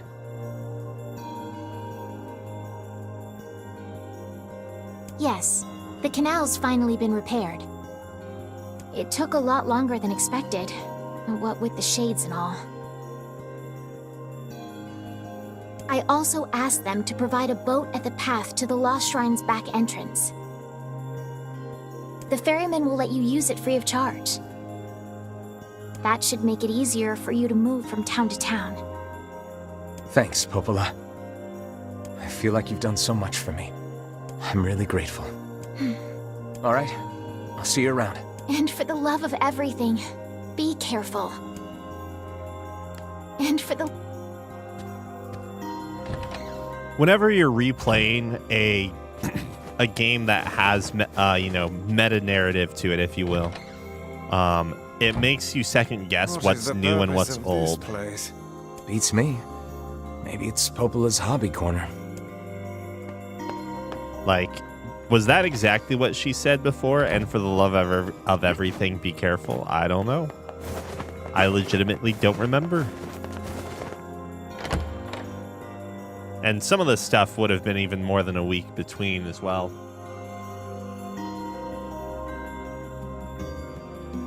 The path above the entrance to the shopping district should lead to the boat land. How excellent to know the canal is finished. Hopefully this puts our days of running all over behind us. I wouldn't bet on the it. faster we can save Yona. Let's use it as often as we need. Let's go talk to Devil. There are no quests here. Dude, where did I miss quests in the first part? Maybe I did. Which job should I give you first? Oh shit, here we go. Even though well, whatever. The tavern keeper in Seafront needs your help. I think he's looking for food again. Guide? I wrote down the...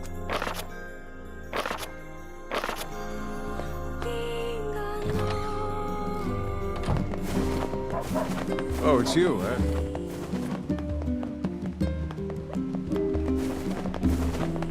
Wait, I already checked the weapons here, right? Yeah.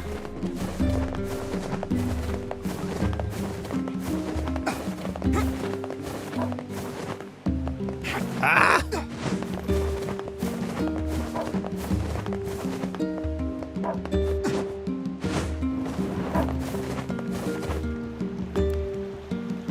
Hey, look who it is. Remember me?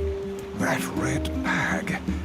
By my pages, you're the slovenly half of that couple who refused to stop arguing.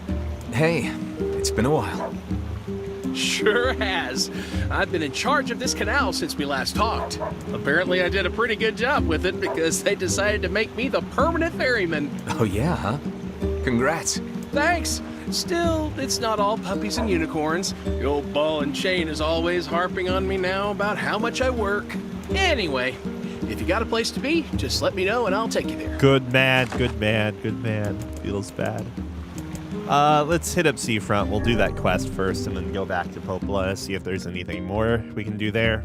Or Devila. I mean, excuse me.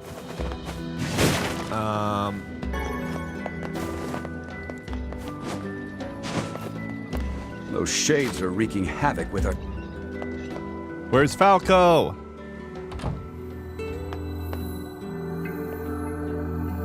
I know it's dangerous outside, but the letters I delivered... It's Yuri Lowenthal. Now I can't unhear the Yuri Lowenthal. It does sound different from what I'm used to.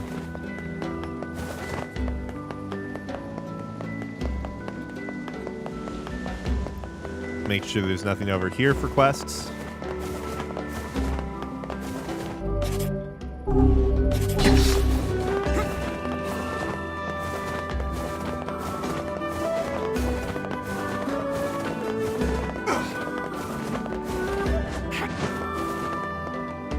We've got... Hey!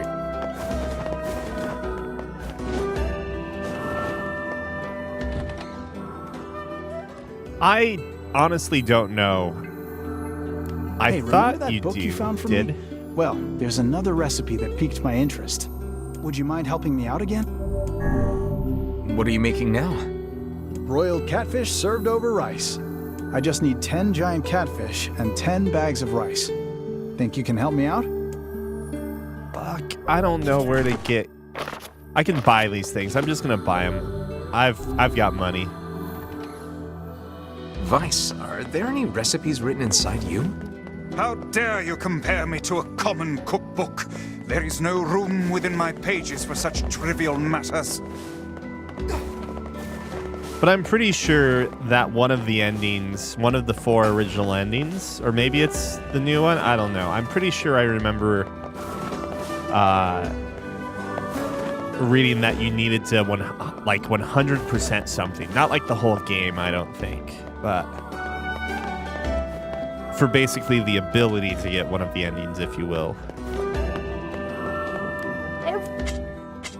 All right, catfish.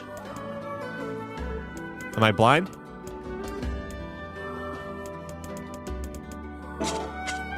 Thanks.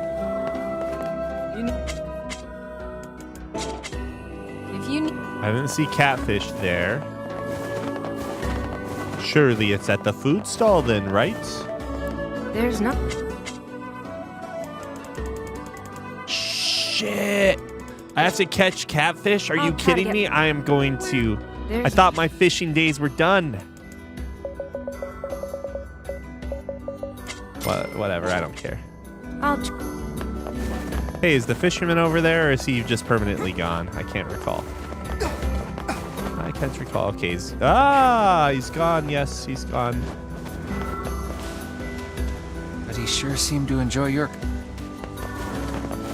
All right, where do I catch catfish? The catfish. You gotta get a catfish stir fry.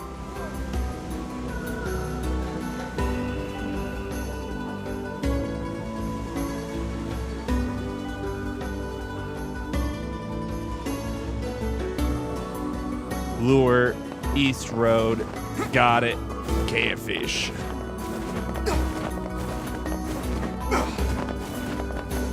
Ugh.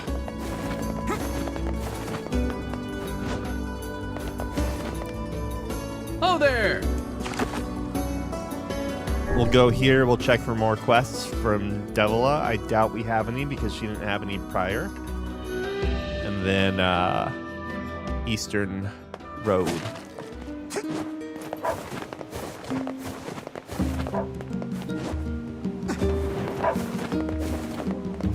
So it says that there are no quests. Her icon basically implies that. But whatever, we'll find out. Doesn't look like I... Okay.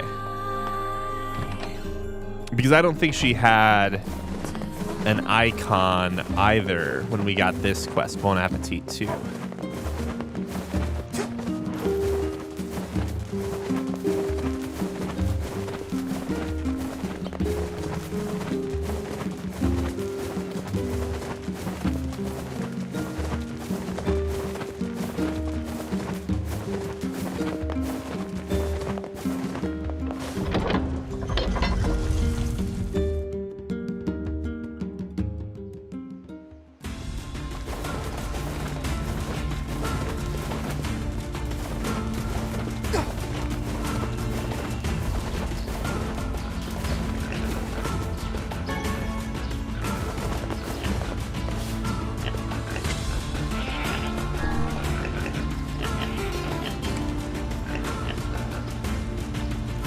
You're the most distracting thing right now. Eastern Road, lure, reel in at the first nibble.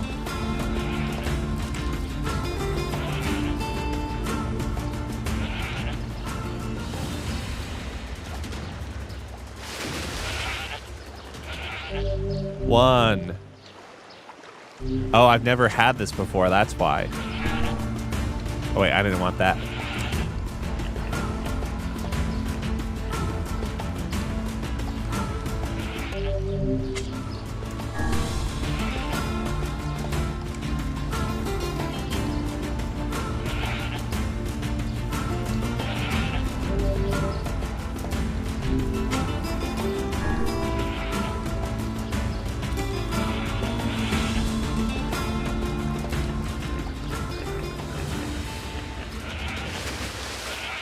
Two.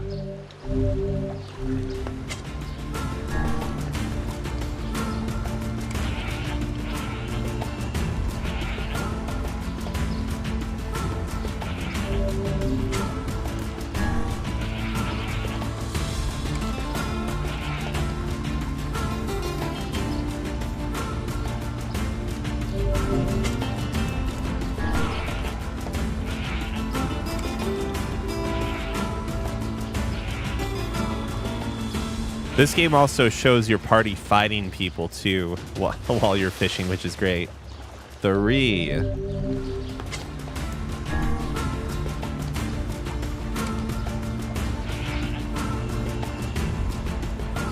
So there must be something else that I'm potentially catching, which is why the pull at first nibble doesn't always work, because it's a different fish. Whoops. I did it too late there.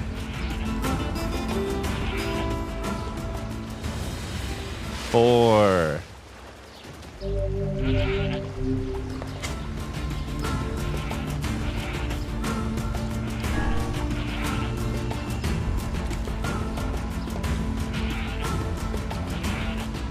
Five.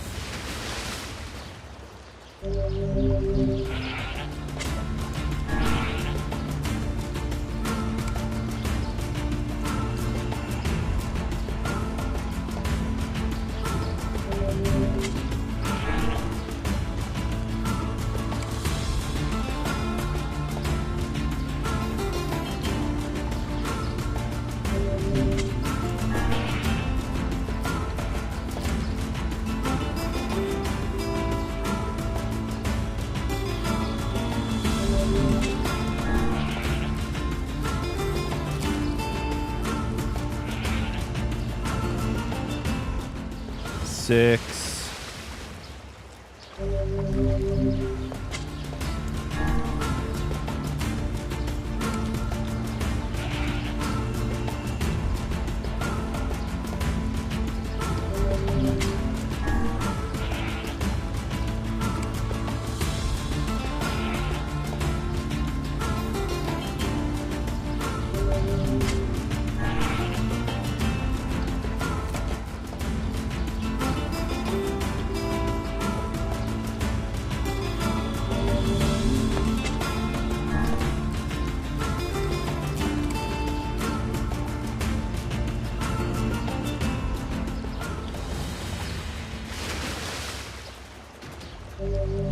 Seven.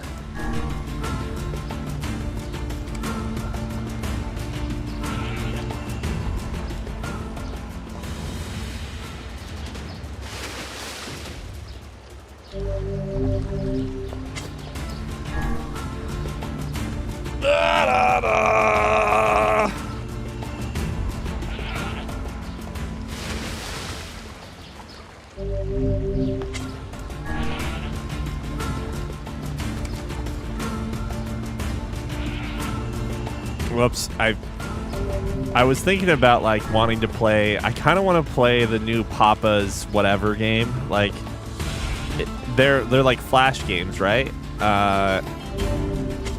Like there's Papa's Freezeria, there's Papa's Pizzeria. I'm guessing is like the first one. Then there's the one that came out recently was Papa's Mocharia. Let me tell you something, man. Like, watching people play that game, like, makes... Whoops. Gives me, like, an itch. It gives me an itch.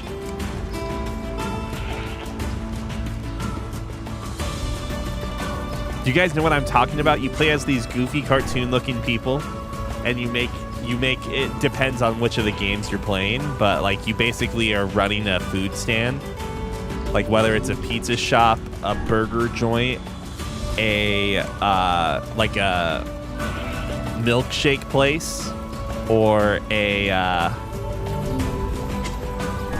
in this case it's a coffee shop that apparently somehow you're scamming everyone into buying a cannoli with your pizza. Or not pizza, sorry, a cannoli with your coffee drink. And yeah, it used to be flash based, but now it's now I don't know what it is now, but like it's all, listen, it's just like a very primitive game that like hits all the right spots. But it used to be flash games, and now they're selling for like $2 on mobile and like $5 on Steam. What am I doing? Where am I going? I am checking for items. I'm checking for fish. Wait, I could just go to quests. What is wrong with me? All right, I have all the ingredients. Listen, we all remember going to Armor Games and Newgrounds for all of our video game needs. You remember it, I remember it, we all remember it. What level am I on? 31, okay. So that was advising us to be level 33 for that fight.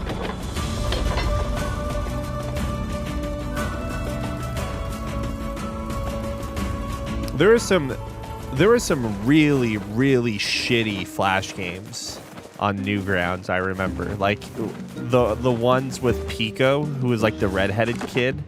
And it was just they were just trying to be as edgy as possible. Like looking back on those games, holy crap, for how popular they were god tier, like god tier of trash. I don't know how else to put it. Some of those games were bad. It was just like there's no fail state. You just have to click on the kid to blow off their head.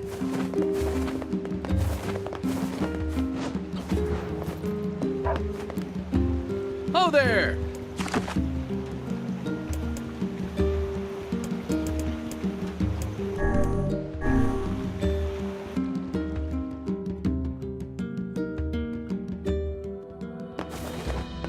Whenever I hear Russian roulette now, I think of a streamer that put Russian roulette as one of like the topics that his Tomodachi life characters like to talk about. We're gonna go try Russian roulette. Or like, I think multiple streamers did this, where they made cigarettes an item in the game. And so the streamer, Germa, I'm talking about Germa, of course. Germa is putting Germa put like some cigarettes, like made an item, you know, cigarettes, right, in the game. And then like a baby was born, and for some reason the item that they're using to raise the baby with is this pack of cigarettes.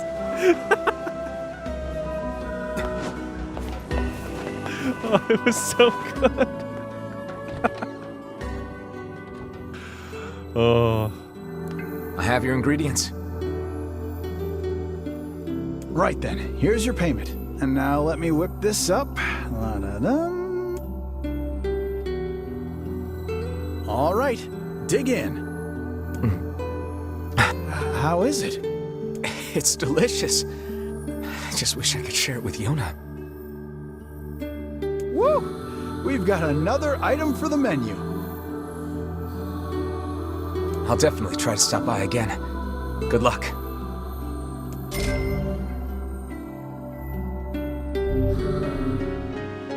He's all right.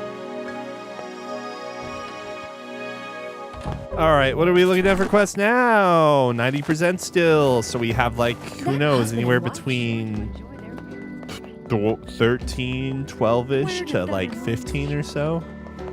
That's my guess, because wasn't it 90% before we finished this one?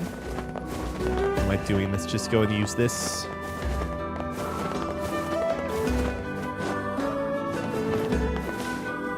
Oh, there!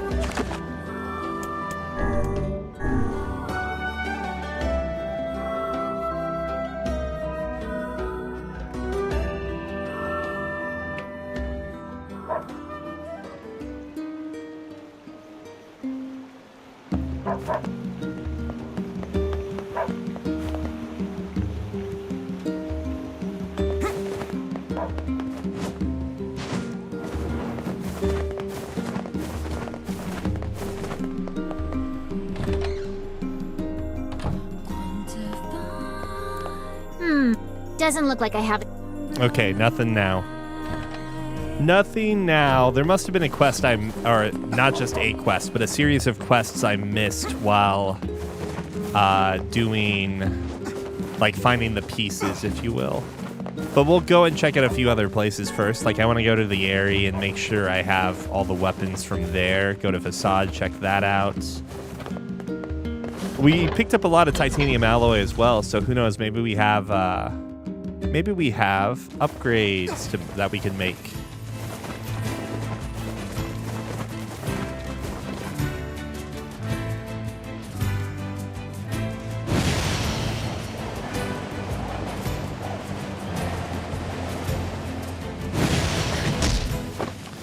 It's the fastest way. Oh my god, get me on this. Okay, thank you.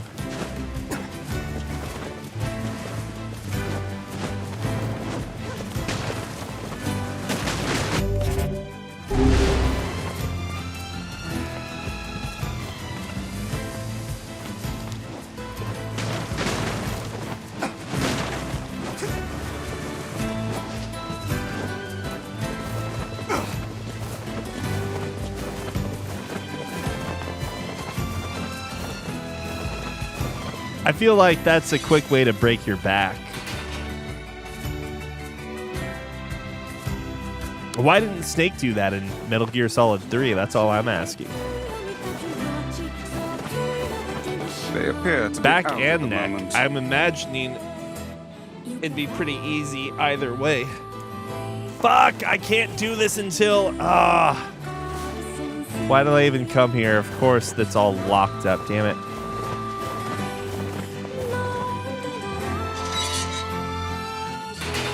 Yuri Lowenthal's too busy going crazy for him to upgrade my fucking weapon now. Okay, whatever. It's time for the Airy.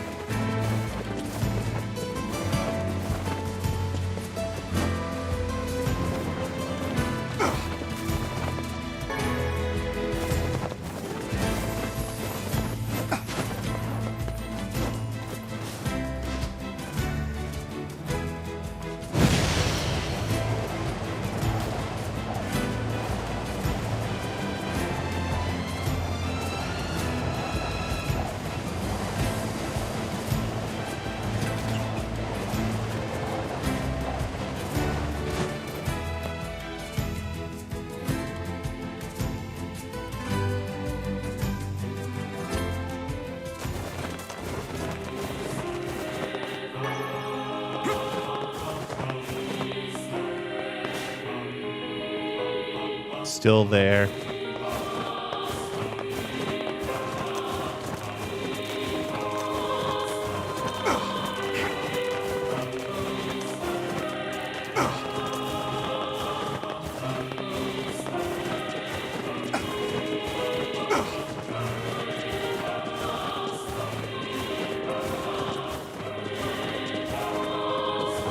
We won't be doing as much backtracking once I confirm. Like, well, excuse me. It's not backtracking, I guess, but rather, Alright, made it. We're good. Who is that? Oh, that's right, I can't talk to him yet.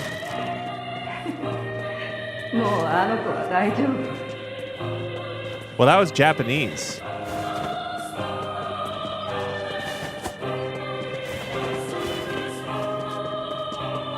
Seeing if there is any other dialogue. This is the only time we're gonna take like a big, we're gonna get sidetracked though, is what I'm trying to say. My weapons may not be... Okay, so I did buy them out before this place gets destroyed before. Bounty. I don't need any of those. I hope you... Welcome.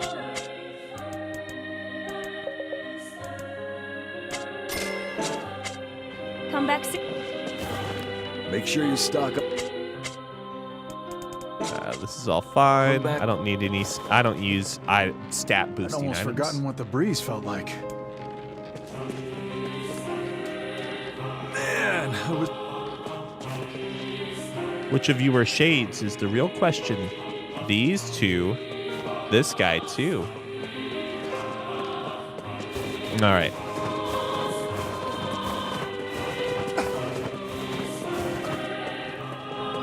Oh my lord.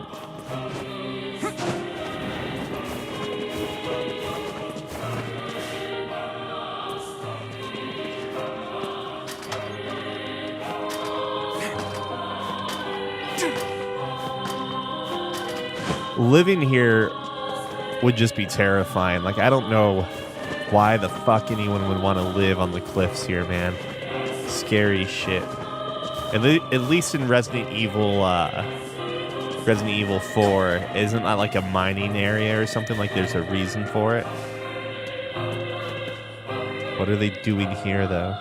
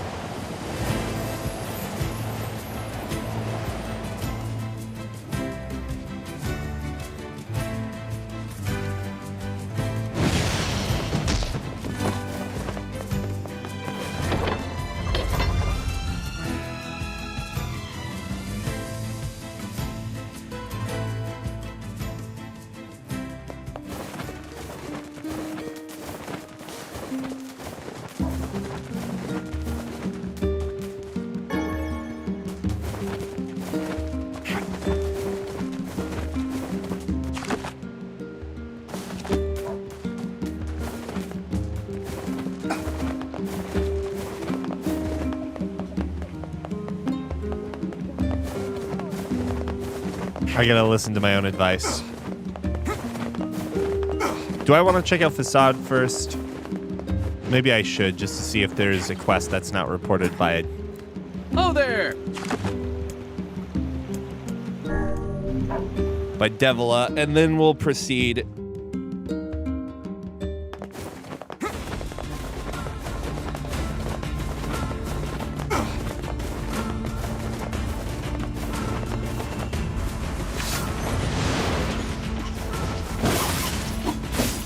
I just want to upgrade my weapons, though.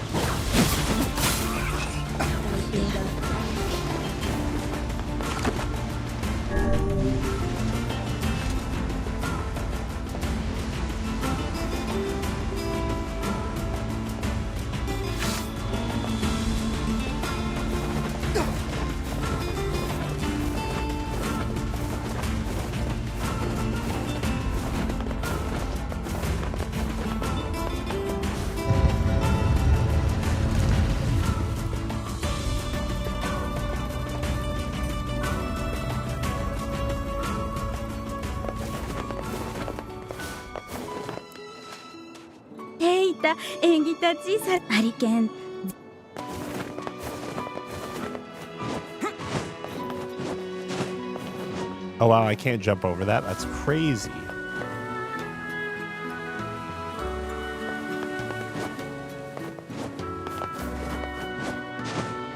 All right, they're fine. They're good. Route B right now.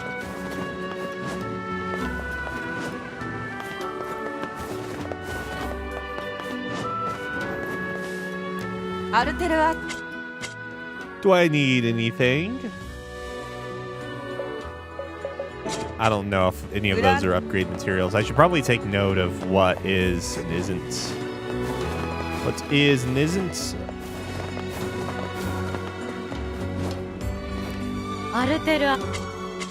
Do we need any of this food? I don't think we do.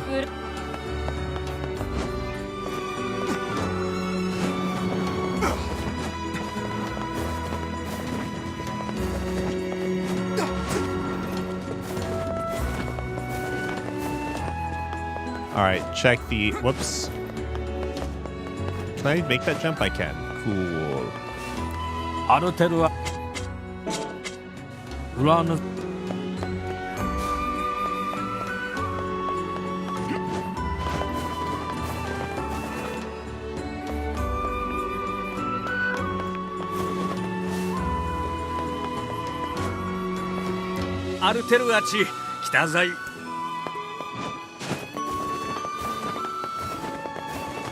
Okay.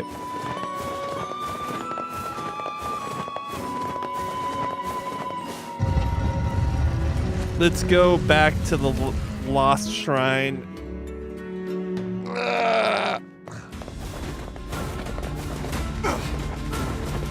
Stretch.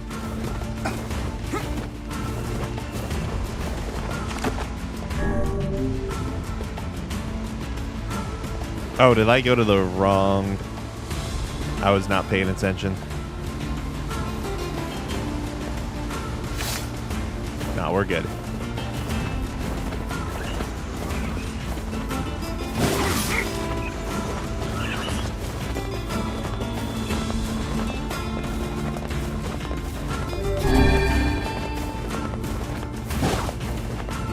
Oh, there.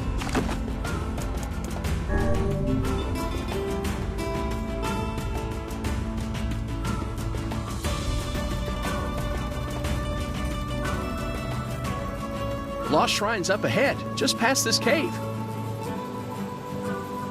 As well as the shadow of its castle. Let us make haste.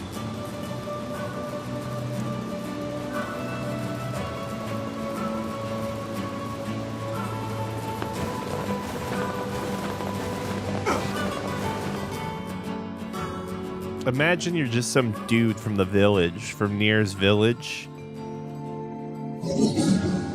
Hansel. Who could have killed Hansel? What do you want? Go away, dirty defective swine. I'm not like you, I'm different. Listen, Yoko Taro has a soft spot for, you know, a soft spot for the poor creatures. Reminds me of a certain start to another route in another game.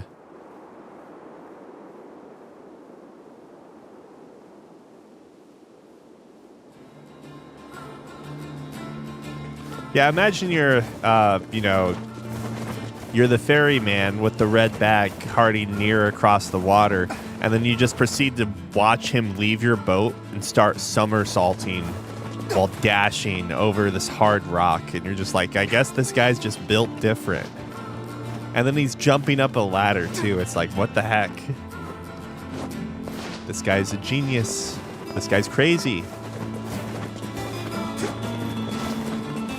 I can't wait to fall to the first floor again from the third floor while going up the shrine. Oh, wait, actually, hold on. I should be ever cautious.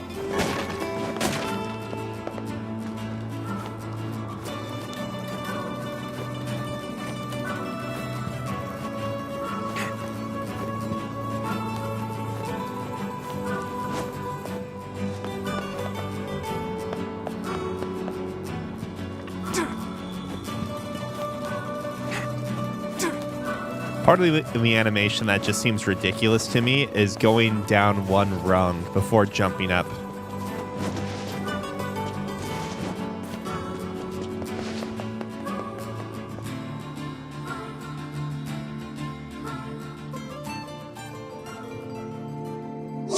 You again, stop bothering me. Grimoire Vice has been taken away. Hansel is dead. There's no reason for me to exist anymore. My life is over. Just leave me alone.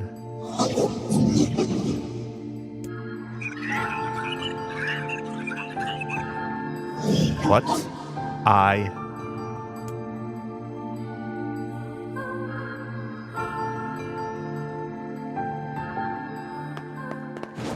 Ain't you excited, sunshine? We finally get to bathe in blood.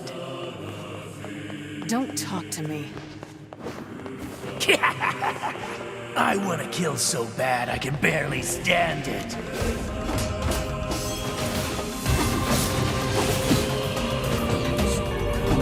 Oh, I bashed my way through that. I don't know what the word was we got.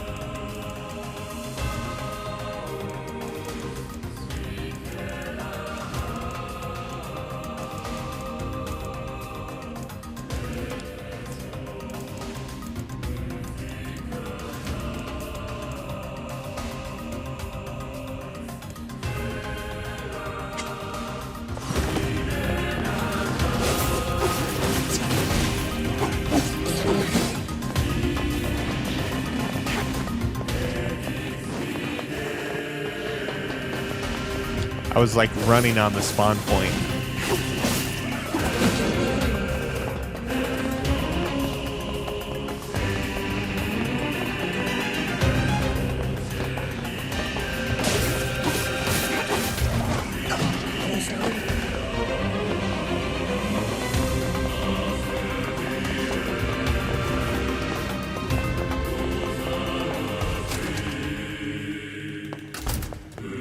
Oh my god, no, I have to do it again!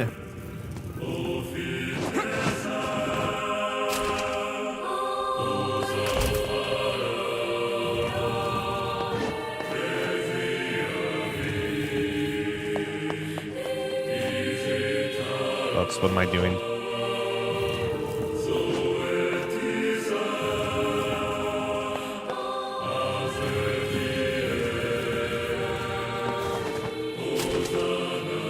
This is all too easy. Why can't that keep the meta progression?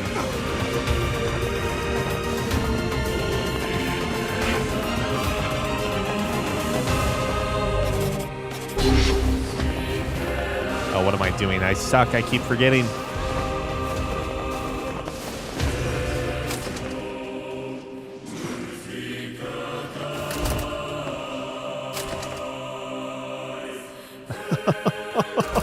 Oh no!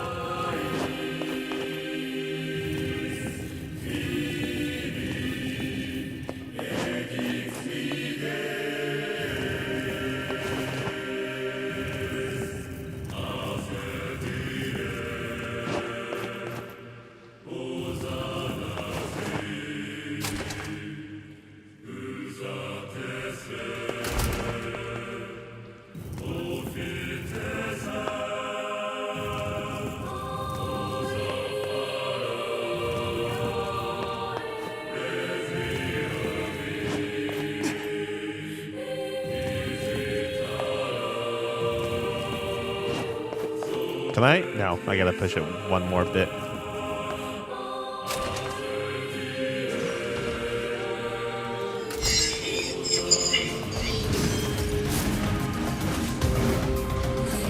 What's with these guys?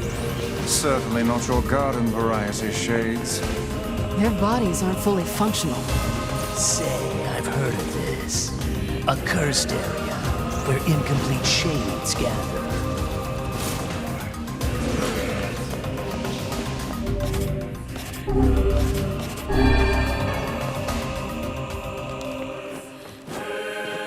Let's fall from the top again. That'll be fun. Everyone will love it, right?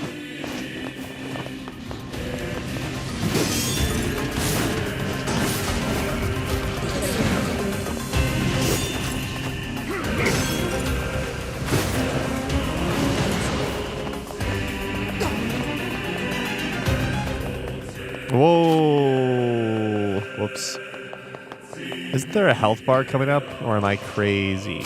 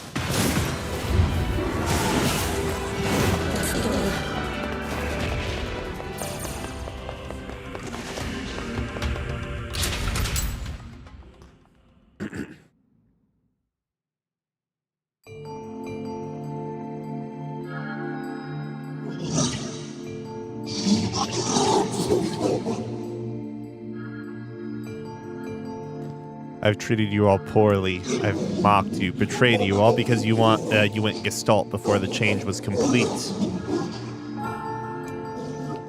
But after all this, I think I can understand you. I think we can speak as equals. This makes me very happy. I hope we can spend the rest of our life...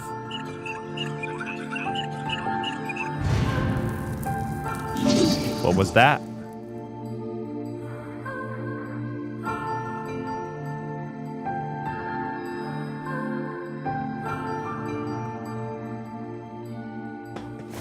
Don't worry, just three mass murdering assholes coming your way. Look, from now on, I'm going to sleep outside with you. Why? I can't accept that you aren't allowed in the village. It's stupid. So you're staging a protest? Fun! Don't waste your time. But it just feels wrong. Well, that's really nice of you, but you still don't have to stay out here with us. Emil. You got a super important mission. You can't sleep out in the rain. What if you catch a cold? Besides, I like camping with Kaine. Sometimes we sit around the fire and tell stories, or roast... Emil, that's enough. I got a fucking image to maintain. Like getting in front of the box while I'm dragging it. What is this? Disaster Report 4?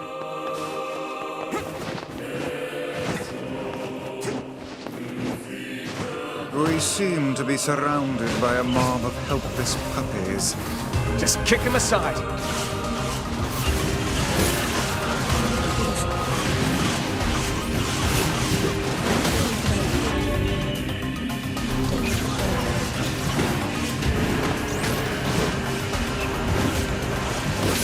We should probably just switch to the experience one because it's not like we're expecting drops crucial to upgrades right now.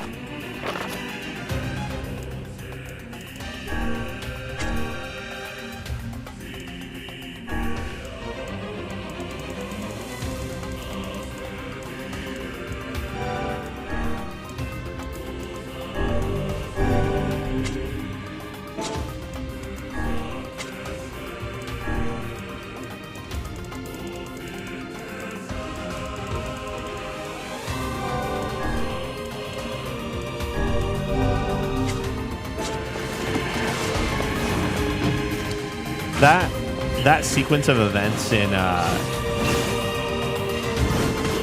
Disaster Report 4 is still one of my favorite moments in a video game. The whole, like, pretend you're putting in effort, like, you know, pretend you're putting in effort to push the bus. Don't even try to pretend you're putting in effort to push the bus. It was so perfect. Oh, it's golden.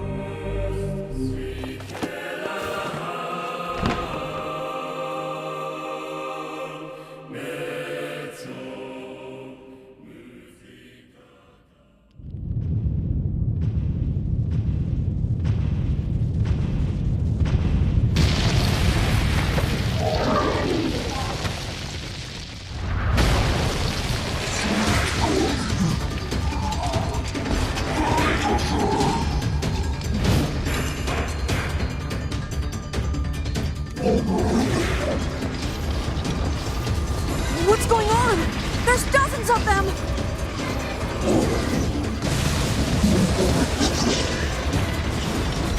These are creatures of the darkness.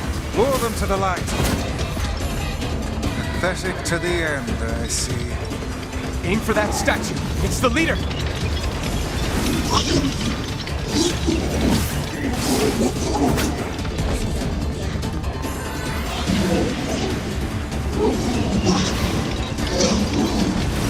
I'm not reading it presently, but basically, if you read Gretel's dialogue here, stop hurting my friends.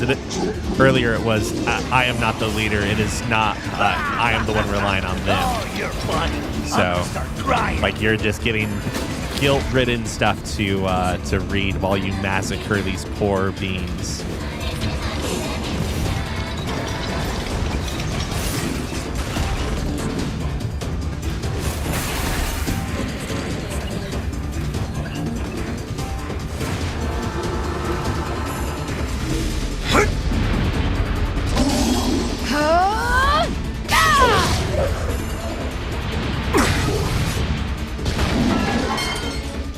Have you felled the beast?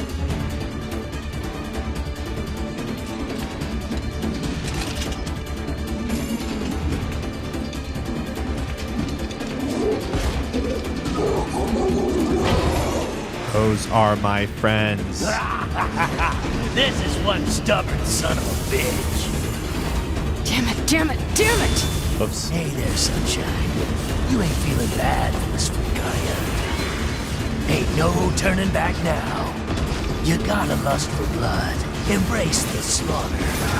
All we know is the thrill of battle. Ain't that right, Kai? I should not finish him off yet.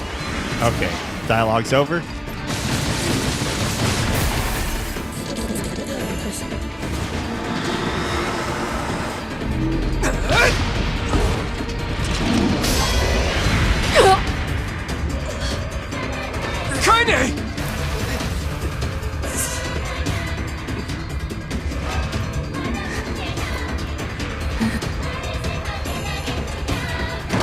Oh, you're kidding me.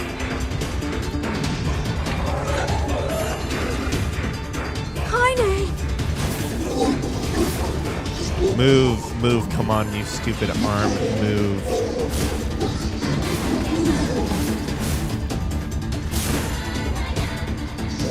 We are incomplete, but our friends make us whole.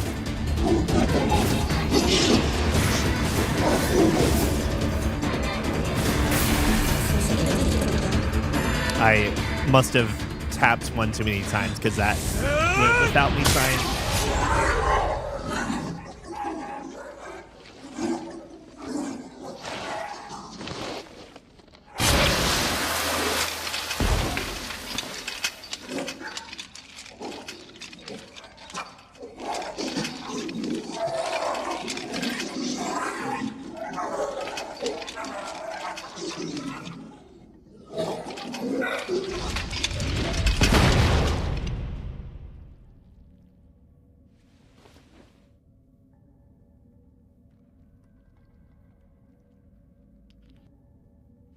Kaine!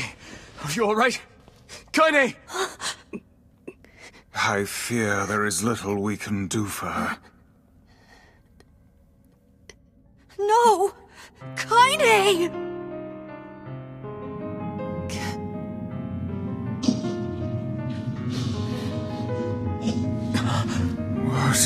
happening?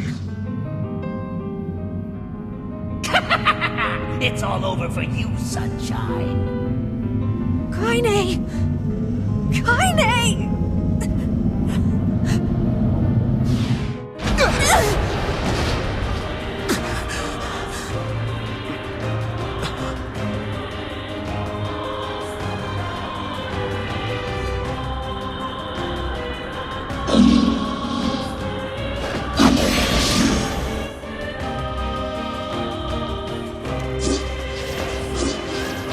It's Kaine's shade! We've no other choice. We must strike it down.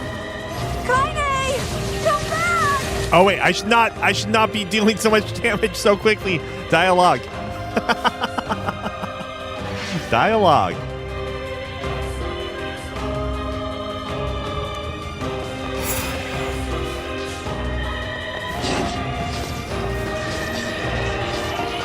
Actually, I need to get hit. I don't know. I instinctively started charging without thinking like, oh yeah. Any more dialogue? All right, I think we're safe now.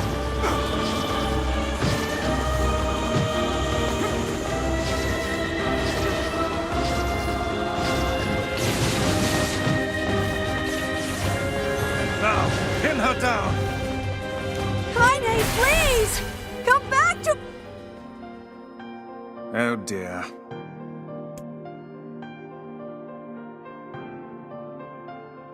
Kaine! Kaine! Kaine!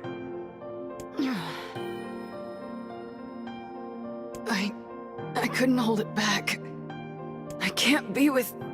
We're always going to be together, Kaine. If you transform again, we'll just stop it again. As many times as it takes. I don't care how tough it is. We're gonna get you back. I like sleeping outside because I'm with you, Kaine. I'm able to ignore my appearance and keep going because of you. I'm weak, and I'm sad, and I'm lonely. But you make me strong. You're my friend, and I need you. So don't you dare leave me!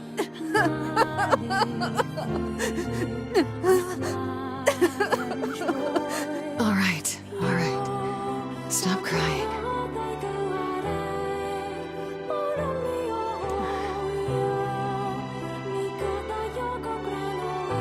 And thanks. I'm all right.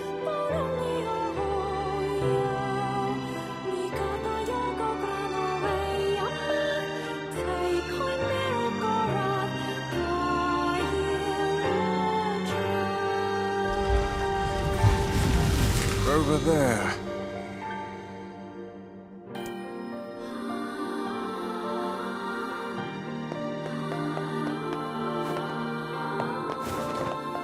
If only there were moments where the game would like watch you do stuff and then record you doing things. If only.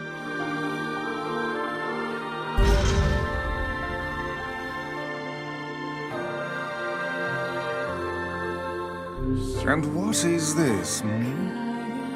It's me.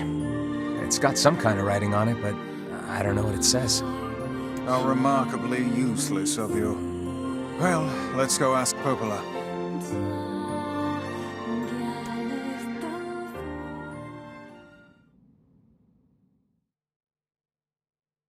It's a cipher of some kind.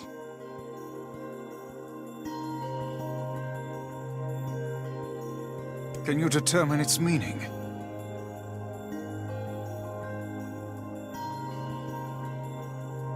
I think this is the key to unlocking the Shadow Lord's castle.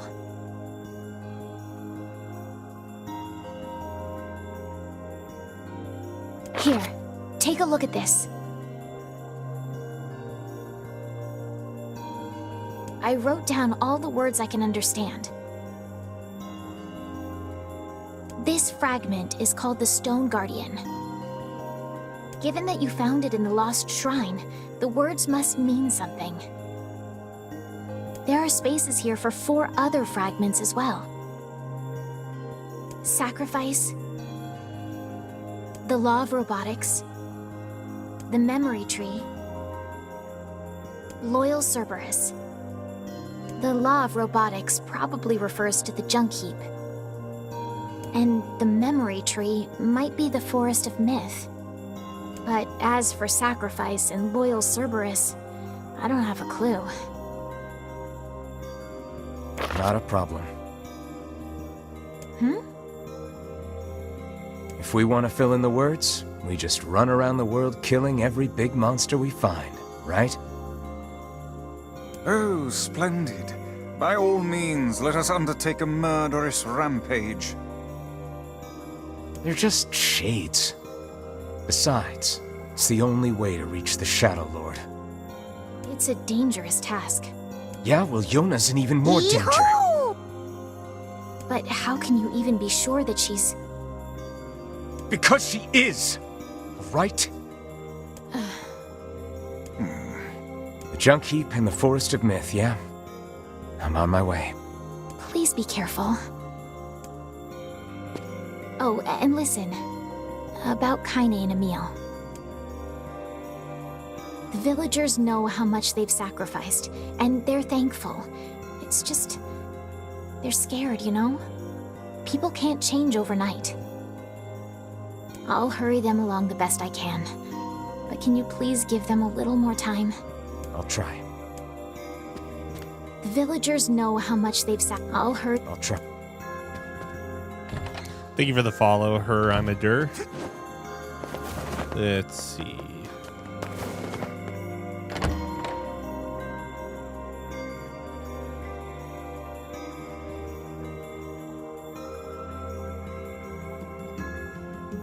Junk heap.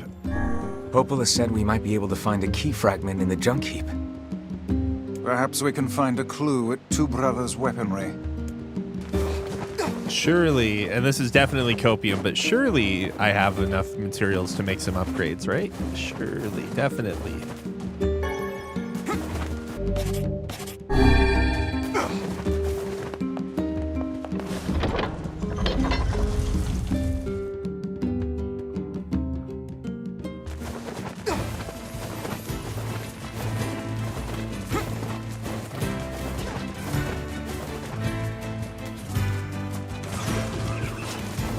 I don't know why I didn't take the boar.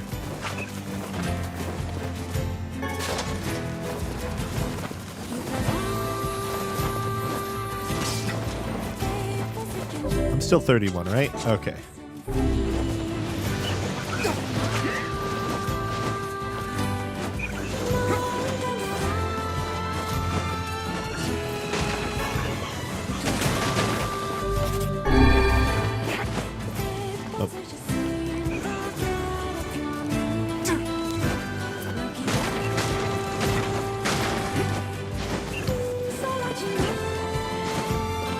Time for Yuri Lowenthal to display his best talents again. Excited.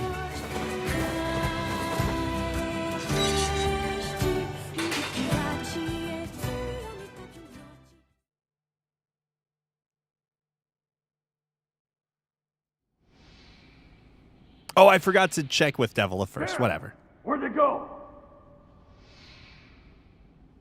Get him! Don't let him escape!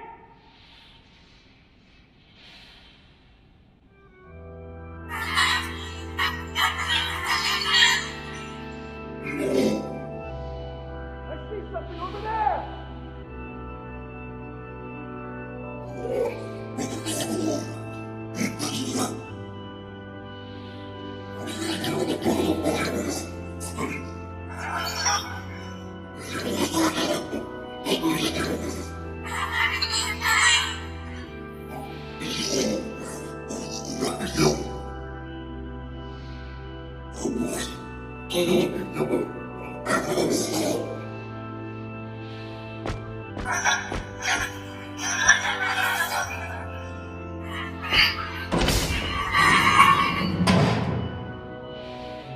Here!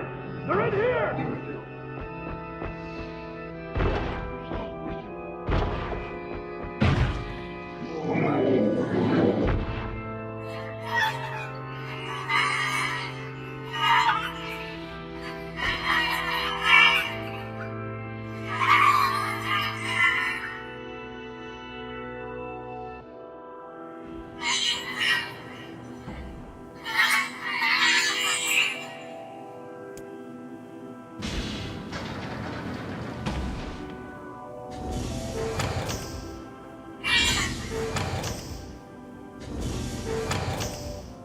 are you?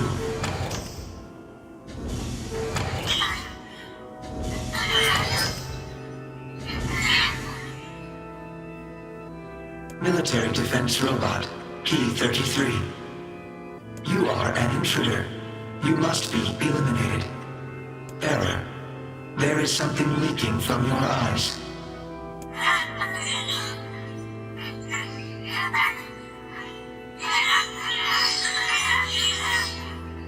What is crying? Who is Mom?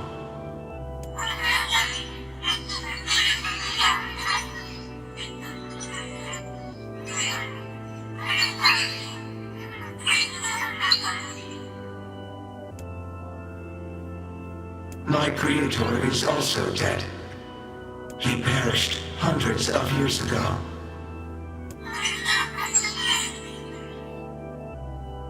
"874 years, 10 months, 14 days, 4 hours, and 43 minutes. 44 minutes.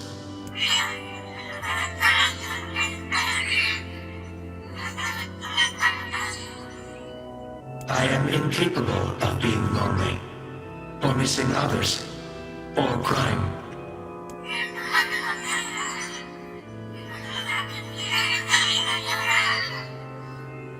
You will die.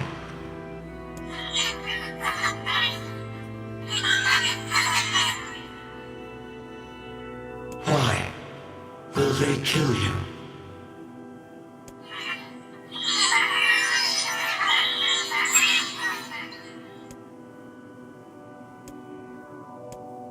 I will not permit the humans to kill Khalil.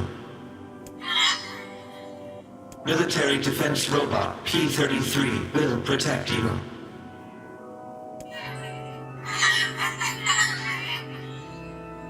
P-33 is charged with defending others.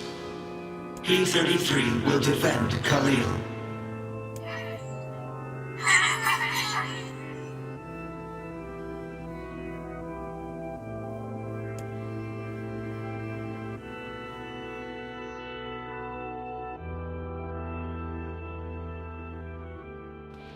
Man, there's gotta be tons of machinery here. Yeah, but I don't know how much we can actually use. Oh, wow. Check this out. It looks brand new. Hey, be careful, all right? This place is dangerous. I'll be fine. Oh, no! Huh? Look out! Huh?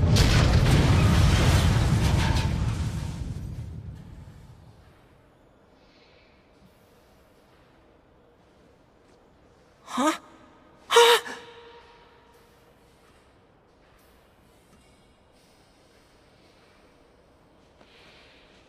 Jacob?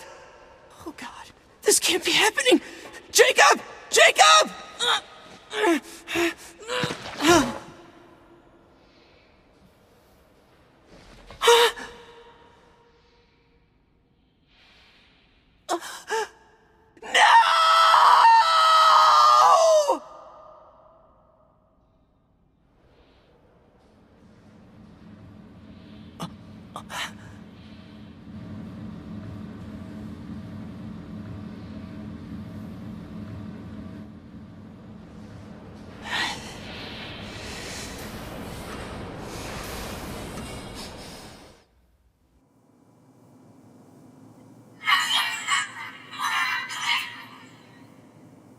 The noise of the intruders caused the structure to fail. They should have proceeded with more caution. One intruder has perished.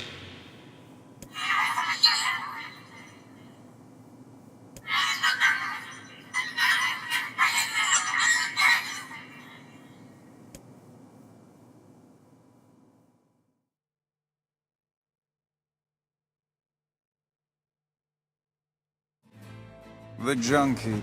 Perhaps we should speak to the brothers. They might know something about this. In some ways, that scene seems less necessary because we already knew that Eerie Lowenthal killed Syllabus there. Unintentionally, of course. But I guess just to further draw intention that the two didn't necessarily have hostility towards the brothers. Oh, but- hey there. It's been a while. You're the little one, aren't you? You've grown up. How fares your brother? My brother's been dead for 4 years. Oh, I see. Please forgive the question. Uncle Ben just keeps dying, It's okay. man. What the heck? I need to ask you something. What is it? You heard any rumors about shades around here? Not the little ones. I'm looking for one that's unusually big and powerful. No, I haven't heard about anything like that. But I haven't really been listening. All I want is to destroy robots. Just rip them up. Okay. Never mind then. See you later. Wait! Yes? I recently got my hands on a weapon. A very powerful weapon. I thought you might get some use out of it. Don't we already have this weapon? These things happen the second time around. This sword has seen better days. Yeah, it's pretty beat up. I mean, there's potential, but it's fairly powerless right now. Can you repair it? I can repair anything with the proper materials. If you'll fix it, I'll get the parts. I'm so glad I decided not to throw this out. I'm gonna need some memory alloy. Only the real big enemies on the second basement level have them, so watch yourself. Also, here's the passcode to get down there. Use it on the elevator. You got it. I'm gonna need only the real... Wait, do I not have that? What can I help you with? Do I really not have memory alloy right now? Surely something calls for it. Oh. How many do I need? I've got 3 in my inventory now. Okay. Fool's Embrace. A sword created after a man, driven mad by revenge, sealed away a cursed dragon.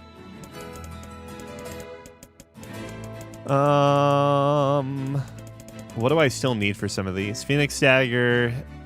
Wait, what's the attack on this? 277? Oh, that's actually stronger than what we currently... Oh, once it's upgraded.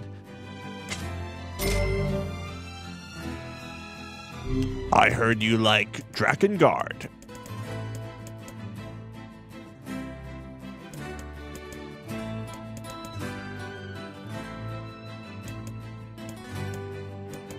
$576.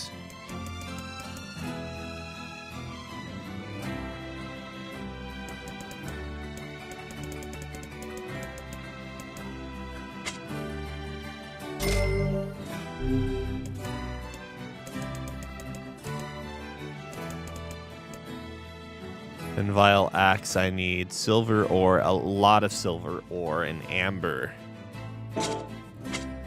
Come back soon.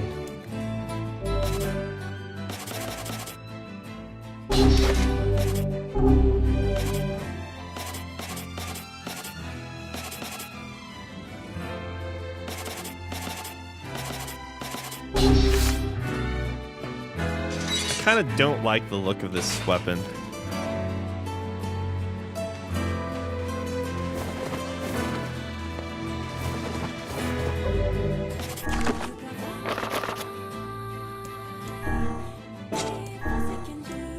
Oh, it's because I already have the quest complete. That's why I can't turn it in now. Of course, that makes sense.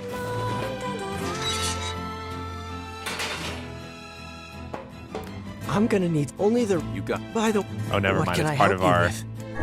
It's actually part of our main quest. That's why I'm going crazy. Come...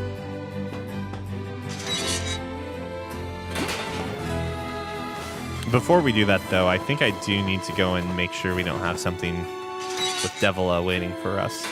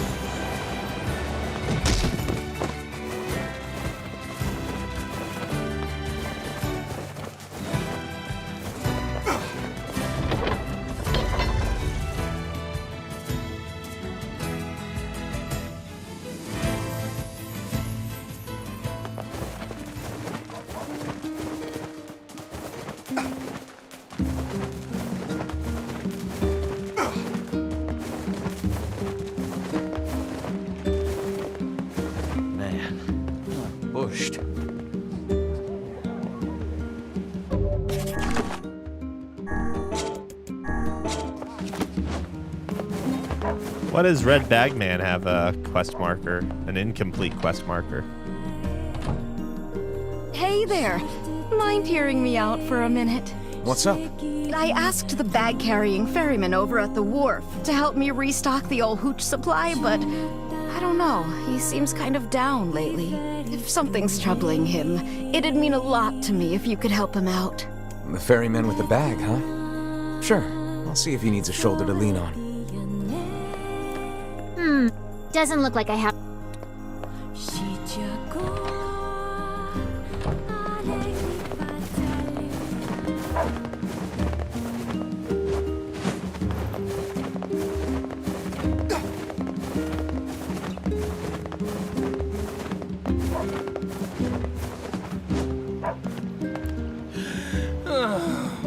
How did it come to this? My life is over, I tell ya. Over! I sense another inane and time-consuming request coming on. Best to just walk away while you still can, lad. Easy, Vice. Hey there. What's going on? Whoa, friend. Whoa is what's going on. So I ended up having to work on me and my honey bun's wedding anniversary, right? And since we couldn't celebrate the occasion together, things got a little, heated. I want to make it right and get back in her good books, but I'm a little in over my head. Think you could help a guy out? It'll take a hell of a present to make up for a missed wedding anniversary. I thought the same thing, so I asked my sweet dumpling if there's anything she wants. And she told me I want that thing you promised me back when we were newlyweds. That thing? Exactly! Problem is, I can't for the life of me remember what it was. Can you believe I forgot? Oh, I am just the worst. So, you have any idea what my wife might want? Come on, you gotta help me out here. What comes to mind when imagining the ferryman's wife? Her red bag? Well, you guys carry matching red bags, right? Red? Aha! That's it! We got married after learning we had a shared love of all things crimson, so she'll definitely want something red. I remain skeptical this will lead us to something his wife truly desires. We're so close, I can taste it. Let's see, red. Yeah, I got nothing here. What do you think I should give her?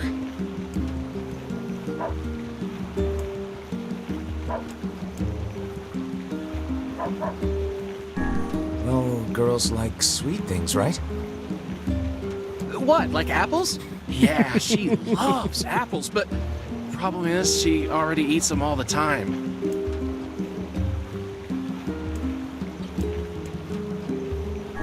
Flowers? Everyone loves a good flower. Yeah, I don't feel like I've seen my wife giving two hoots about flowers, like, ever. How about a fancy jewel? Yeah, I guess she might have mentioned wanting something like that a long time ago.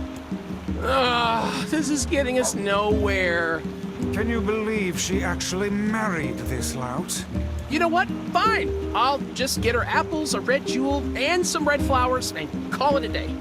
Should be easy enough for me to get the apples and flowers squared away in Seafront, but I'll probably need your help finding a red jewel. So, what do you say? Help out a pal for old time's sake? How could I say no when you look at us with those puppy dog eyes? Sure, we'll track you down a jewel. Oh, thank you. Once you found it, just bring it right to my home in Seafront, okay? You know, I bet they sell red... That's exactly where I was planning, buddy.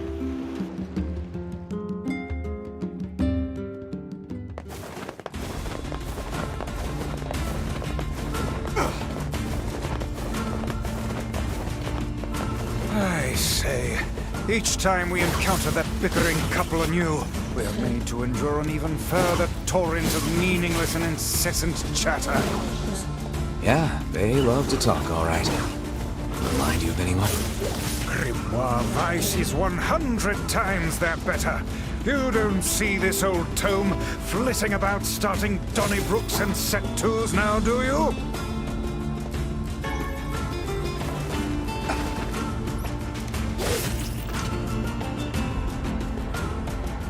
Kill all scorpions.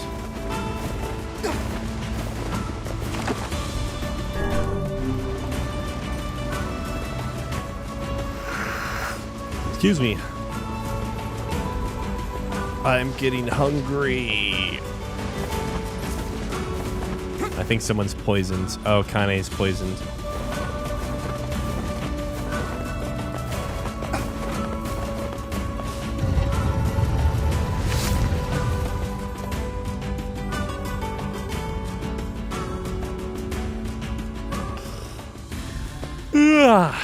Yawn, yawn, yawn. Yawn, yawn.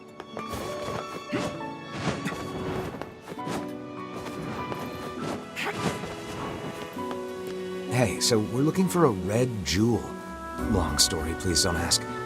You happen to have one? 朝夕消したら売れとそう。あると。 This is less a jewel and more a simple rock. お先とあるラッキー。じゃあ最低ざ出して。ケチ置いていてちたる。で、あぜるように。 Wait, really? Thanks. カイさん、で、シシ。リスカッタ、ように。 King, surely everything's gonna be fine with the king, right? Everything will be good.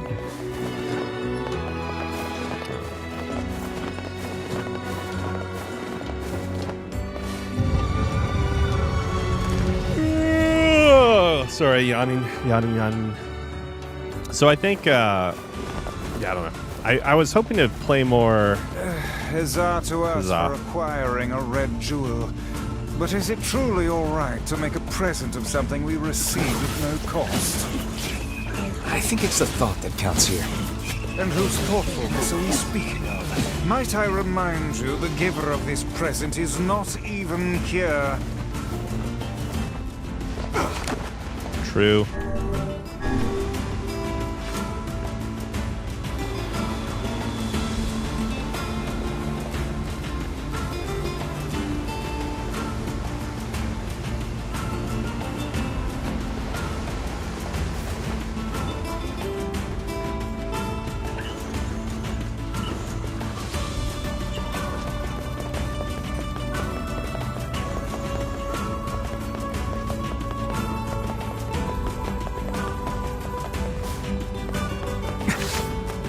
You got a red jewel?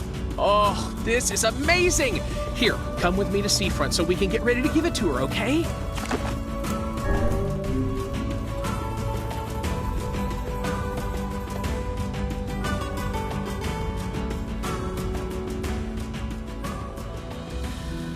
Welcome to Seafront.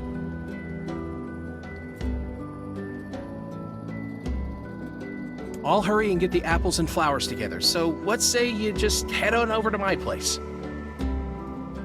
See you soon.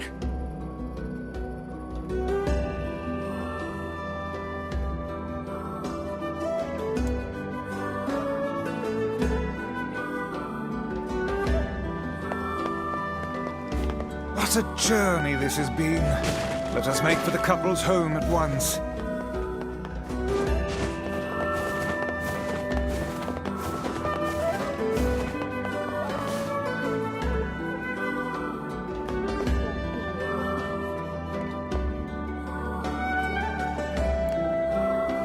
Look who it is! Oh, I remember the two of you. And we most certainly recall you, madam. That lover's quarrel you had back then was the stuff of myth and legend. Oh, hey! Welcome home, honey pants. Hey, Snookums. So, remember how I said I was going to make things up to you after that whole wedding anniversary fiasco? Well, I tried and tried, but I just couldn't remember what I promised to get you all those years ago. But I had these two gents help me out, and we put together a whole bunch of stuff we thought you might like. Huh. Well, I'm glad you put so much thought into it, but these are all wrong.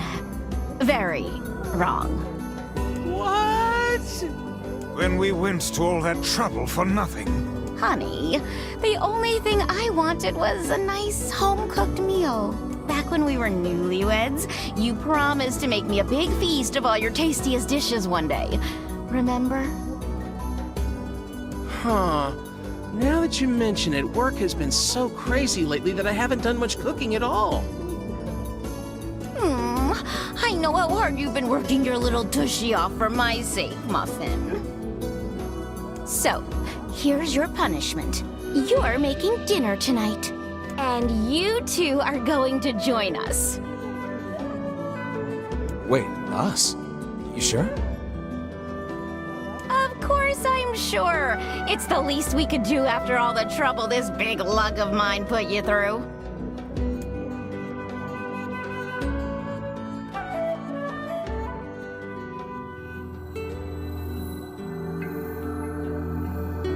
I'm at a dining table filled with apple-based cuisine, red roses, and a single crimson stone.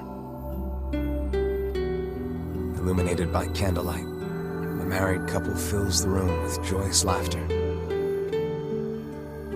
The scene fills me with an unfamiliar sense of calm. Just a happy family gathered around the table. It feels so very normal. I never thought I'd feel this way again. So I stuff my face with the great feast before me, hoping it helps to hide the tears welling in my eyes.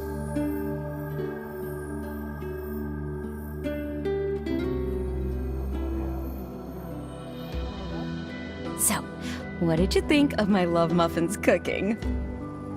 It was all delicious, ma'am. We can't thank you enough. And though it boggles my mind to say it, I greatly enjoyed the company and conversation. Sorry again for all the trouble, but I hope this lets you know how grateful I am. I know he can be a handful, but I hope you'll continue being friends with my husband. Oh, and we'd just love to have dinner with you again sometime. Would we ever? Things get pretty boring when it's just the two of us. Oh, I'm sorry. Am I boring you now?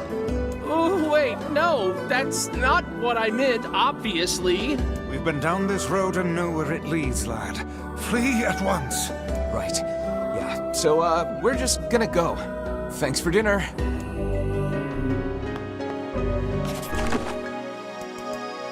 So that's one quest I missed. At least 10 more or so. Oh, what am I doing? I'm going way the wrong way. Nah, we didn't do that quest in the last one. We did not do that quest. Oh, and since they're fighting, the fairy's not there. I don't remember that quest at all, in fact.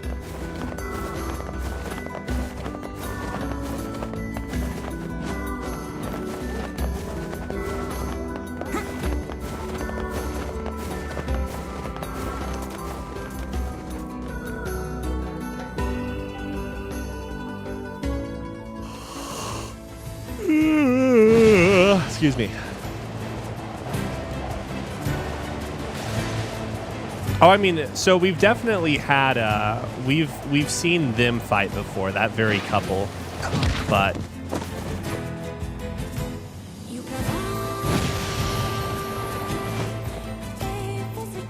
it's just that most of their quests are like required.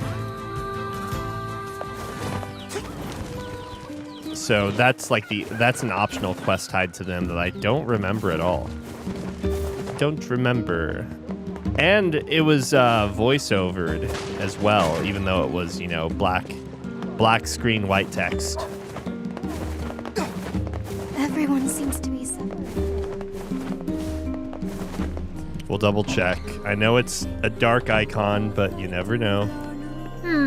Doesn't look like... Okay.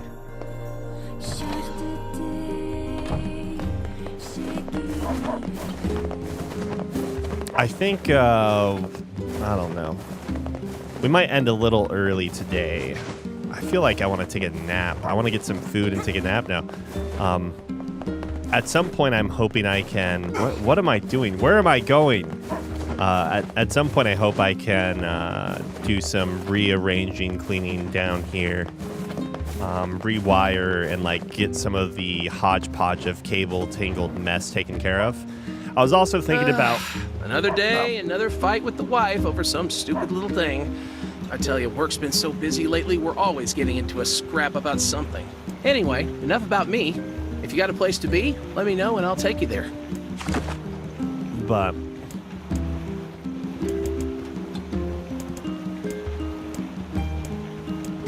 wait, hold on a second. Yeah, okay, get a memory alloy from Junk Heap. Yeah. Anyway. Oh, right. That's our village icon there. Of course it is. Right. I'm out of it, apparently. It was like one of those days, as they say. No, it's that occasional thing I do, which is I go and get McDonald's for breakfast because, like, despite not having fast food really all that often anymore, McDonald's breakfast is kind of just like a delight, you know? But no, I was using the app to get it because, you know, everything's obviously cheaper with the app. And I saw they had like Americanos, which I guess makes sense because they're doing coffee drinks there, right? But man, I was thinking to myself, like, yeah, okay, you know, maybe I'll change it up. Normally I just get a large coffee and call it good. And like the coffee's whatever. It leaves a sort of weird mouthfeel and a sort of weird mouthfeel after drinking it. Did I just see someone fly off?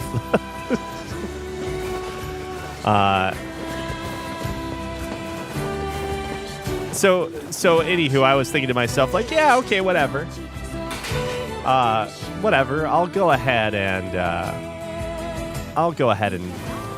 get the Americano for once, because I usually like getting Americanos at coffee shops. Not because I think Americanos are delicious or anything. I'm going to go ahead and get the memory alloy, I think. Not because they're delicious or anything like that, purely because too many times I've gone to a coffee shop, whether it's a small little drive-through one or something. Yeah, I already possess one. Thanks for telling me. About the older lad. Oh, one sec. A child. Sounds like you went into a dangerous area for the sake of the business. Okay. Yeah, they sell Americanos. I'm going to go ahead and get some materials because it still seems like we're missing shit for upgrades. Anywho, the point I'm getting to here is... Oh, right. I'll talk about why I get Americanos in a second. The Americano from McDonald's is not very great. To no one's surprise, for the record. And it's the older brother not... postponed Yeah, his I joy don't know. For the sake of his sibling. Oh, Amber. I think he was ever truly happy. Just making his little brother happy would have been enough. That's what being an older brother is like. It wasn't very good. I don't think it was very strong either. I wouldn't be surprised if, like, the amount of quote-unquote espresso you get in their mocha and cappuccino and so forth is the same whether you get a medium or a large. But who knows? I wouldn't be surprised if they're just weak in general. Actually, I think James Hoffman has a video about the concentration of fast food places or whatever.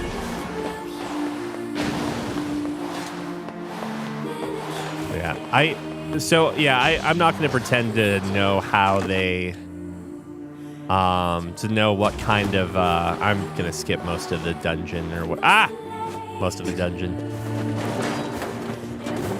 I wonder if I can just get through this without fighting anything right here. We'll see. I think I'd take too much damage there, but let's just do that. Yeah, the McDonald's, I don't know what goes on in the machine, but they have, like, if you look into the drive-through window, you can kind of get a look at it.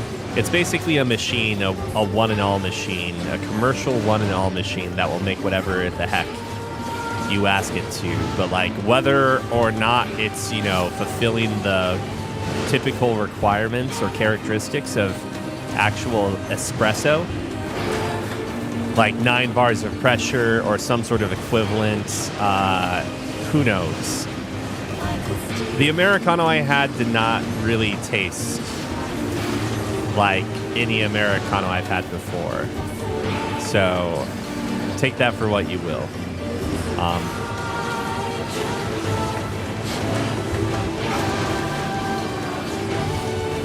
right, can I just speed through these? I don't know if this was that much faster just by me rolling a lot. So call me crazy. I don't really care for the crema on espresso.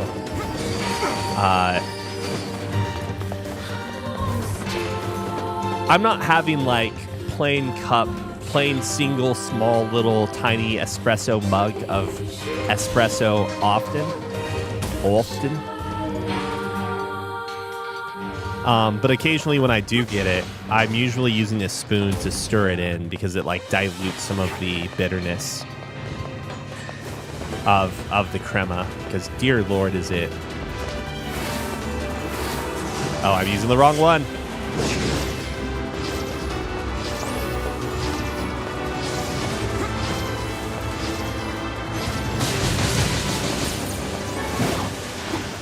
In any case, where am I going with this? But yes, I have gone to coffee shops here in town too many times. Coffee shops or coffee kiosks to get coffee, hot coffee, plain hot coffee when I'm in a pinch or a bind or I'm traveling for work or something like that or whatever the case is. And I get the coffee and it's lukewarm and I'm going insane. I get the coffee in my hand and I think to myself like, oh, there's no way this is gonna be lukewarm. Like, who the fuck would give me a lukewarm cup of coffee? And it's not hot. And by then I've already driven like 2 minutes away, or like there's a line at the kiosk area. And so just to avoid that happening, I've been getting Americanos because they're gonna make those on the spot. And even if they like really cheaped out and used like the cold concentrate that they occasionally do for like their frappe drinks and whatnot, even if that were the case, they have to add boiling water, or not boiling water, but like, you know, from a hot water dispenser.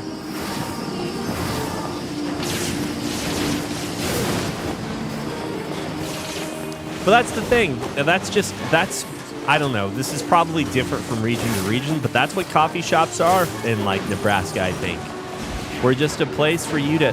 We should be playing Mocharia right now, so this could be topical or coffee talk.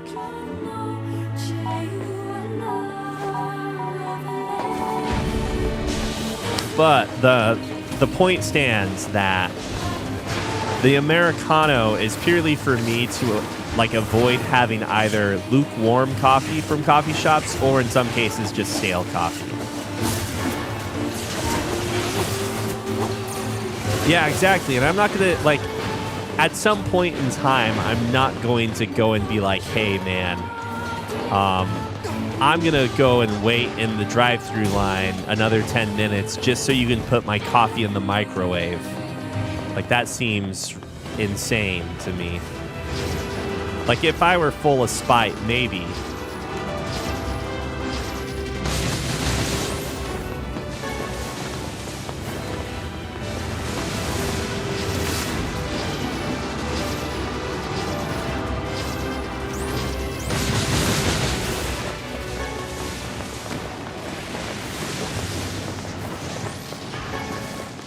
That's the problem, though. It's like, it's happened to me at the 2 coffee shops located near my workplace.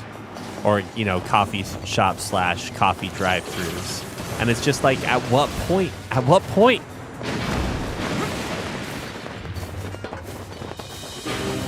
Oh, fun fact, I don't think I even have a single 7-Eleven in all of my town. You would think that like a gas station with that much notoriety, I've seen them all over the place, of course, in nearby cities and states, but I don't think there's a. Actually, let me fact check myself. 7-Eleven near me.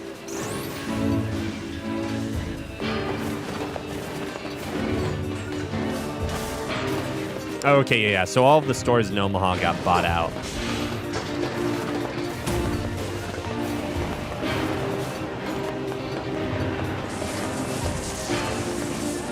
Oh, so get that. It's even worse now. I don't think I've talked about this either, like from my handful of like recent trips. But so I'm seeing a lot more brewed to serve coffee dispensers now. And so whether or not this is actually happening, I don't know. It's not like you get to see the inside, and who knows. Sometimes like part of my mind thinks to myself, maybe it's just making some random sound like the guy in that one Nescafe commercial where he's like pretending to be a coffee or a espresso machine while he's mixing in the powdered Nescafe like cappuccino mix into the cup. Anyways, I'm getting off topic here. I'm going. My brain's taking me to a brand new direction. I don't know. Commercial's really old for the record because it's not like I'm watching TV these days. Now I'm kind of curious of whether or not I can find it. But anywho. Anyways, I need to sell some cables, severed cables apparently, because they're maxed out. I think I knew that from last week even. Anyways, where am I going with any of this? Where am I going with something right now?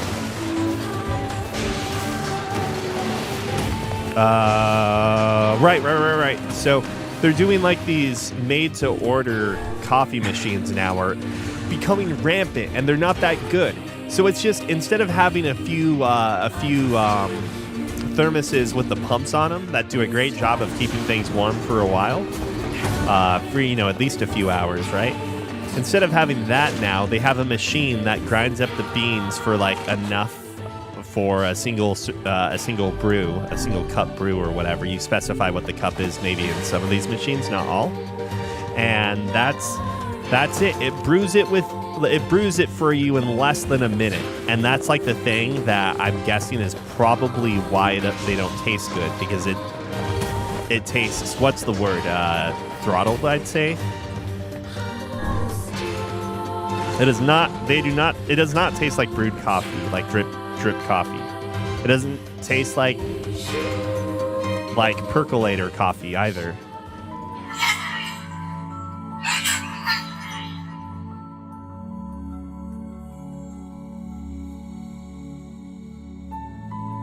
A large seagoing vessel that carries freight and passengers over bodies of water.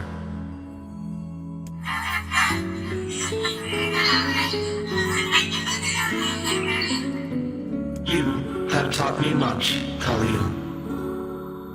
You have helped to expand my vocabulary.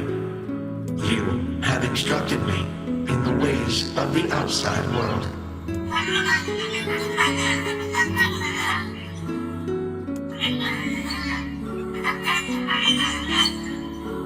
Because we are friends.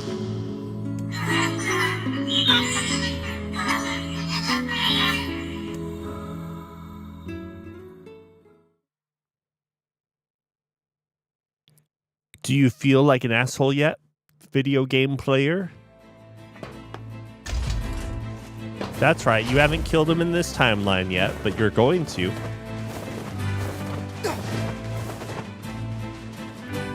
Oh, and by not tasting like brewed coffee, I guess what I mean is, you know how like, and this is maybe getting a little particular, but like a drip filter coffee tastes different from a percolator, like a cup of coffee from a percolator, which tastes different from a French press. Like there are like not so subtle to sometimes subtle nuances between all of them, right? Some pretty impressive stuff you found. I'll start upgrading your weapon right away. So yeah, it's like it's more watery for one thing. It just doesn't taste as well as like it's extracted that well. And since you did me a favor, I won't even charge you for it.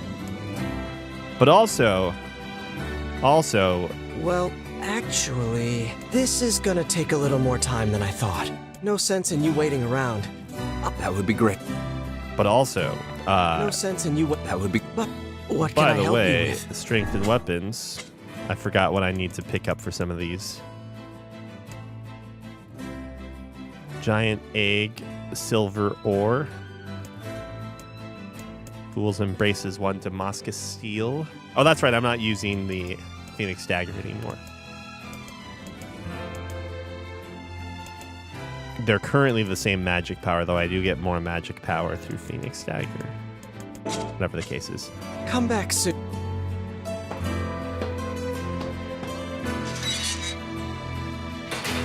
It appears we have some free time on our hands.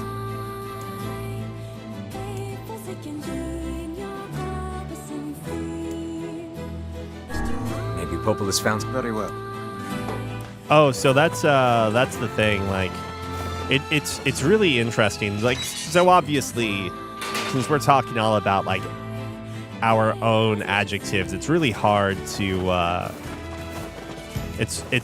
it's really hard to like fully compare and know what someone else is talking about when they're drinking or when they're describing coffee, unless they have like the same cup of coffee in front of them and you can kind of like discern what someone means. Like, say, when you're calling something thin versus, I guess, anyone else or someone else calling it thin. Because, yeah, like, while it's thin, like, in that regard, I also wouldn't say... I don't know, because I would use, like, thin and thick when you're describing mouthfeel. And maybe that's not the best way to put it, but, like, generally speaking, if you have... if you have a French roast, French press coffee, those tend to be a little thicker feeling to me. Dude, I don't know. Coffee's stupid. But yeah, AeroPress is another good example though of like a cup tastes and feels maybe is the bigger thing too, but it ends up feeling and tasting radically different from like just a auto drip or pour over, right? But in any case, where am I going? Where am I going with this? Yeah.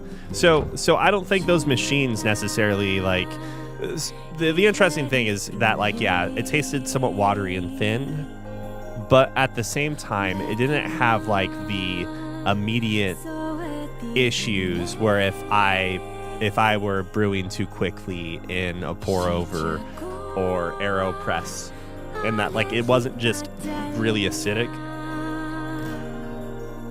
So it like, I don't know, it's impressive because whatever they did to whatever the food scientists did when making this like machine, they figured out a good way to brew a cup of coffee very quickly, like made to order, of course, and not have the most offensive issues when it comes to brewing a cup of coffee fast. So I'm sure part of it's bean selection, grind size, and all that stuff. But ultimately, it's still a pretty disappointing cup of coffee. Coming from the person that's like okay with gas station and fast food coffee in the right circumstances, you know? But not only do I see them in a lot of gas stations now near me, and sometimes gas stations even when I'm traveling now too, I also started seeing them in Holiday Inns or Holiday Inn Expresses. I don't know what the difference is between the two. But so I usually use IHG and Hilton hotels when I travel just because I have accounts with both of them. I don't know if Hilton hotels have started doing this since I've mostly been using IHG recently. But the Holiday Inns I've been at recently have all used a similar type of machine, except there's different manufacturer and so forth. Very similar experience too, where it's like it's kind of thin and watery. The cup brews pretty fast considering, it's made to order or whatever. You push the button and it brews, but it's just like, whatever happened to... And then, like, more often than not, one of the two machines at these hotels is also busted. So I'm just thinking to myself, I understand now you don't have to have an employee washing out a big coffee thermos, or 3 big coffee thermoses in most cases, right? But now you have to have someone that knows how to fucking fix the machines because they're breaking down a lot. And you still have to do some cleaning, albeit like it's a rinse cycle, so I imagine it's not as bad. What have we got today? Doesn't look like I have any work for you right now. Come back next time you're free. But I don't know. Oh, it's you, eh? Well, we're all counting. I mean, it's interesting because every time someone tries to optimize, or like, I don't know, like what kind of decisions are being made to, like, is it an attraction to new technology and so forth? Is it about minimizing waste? Is it about like improving work efficiency and so forth? It's probably a huge combination of a bunch of these different things, right?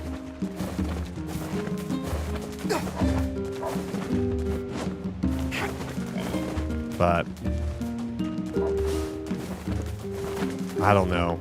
And who knows, maybe at the end of the day too, they're not even the ones making the decisions, because when my company switched coffee vendors, they straight up like replaced everything, whether or not we wanted to. I mean, maybe someone someone probably had to give them the go ahead, but we replaced our Bun coffee machines with Bun coffee machines. Like, it was literally a straight up side grade.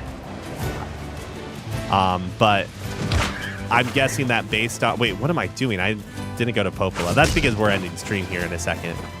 So I should probably just find a place to save and quit. But the point I'm getting at is probably these hotels probably have a contract, or the region, that region of hotels probably has a contract with a coffee vendor of some sort.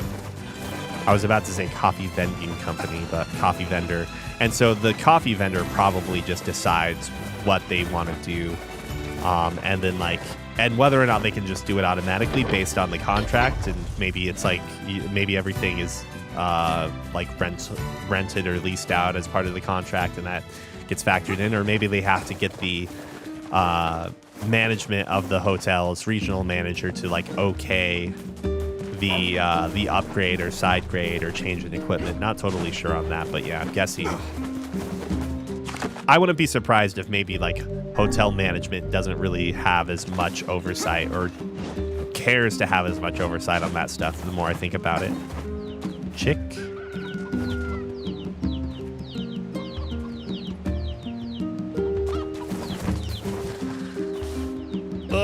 I don't know. I could talk about coffee for way too long. I'm actually trying to cut down on the amount of coffee I drink.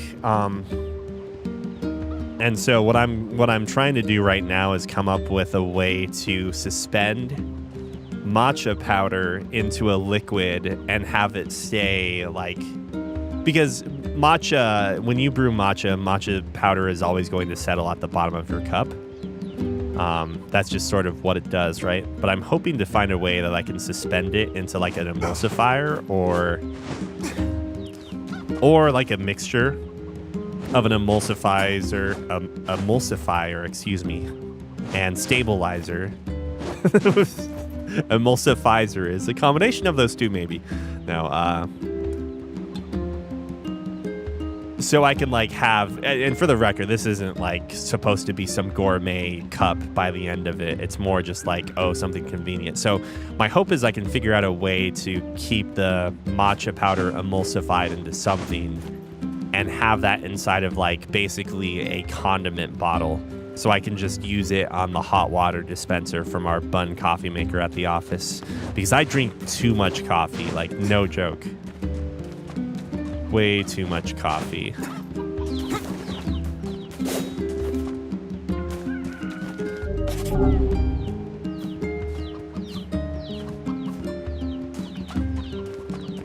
All right, I saved. I'm gonna save again just because I'm crazy. That's why.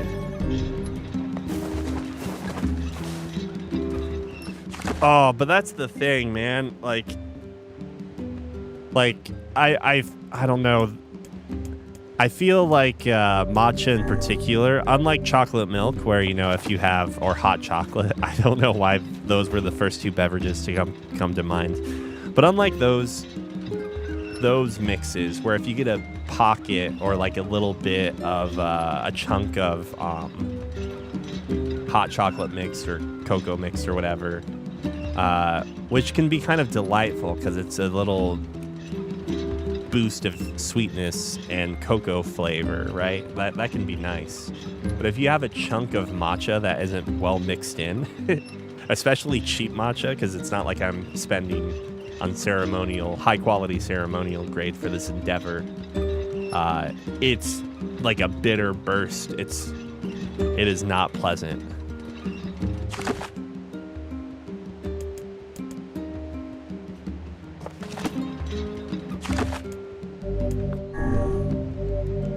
Okay, so I'm not sure if I'll be back tonight or not.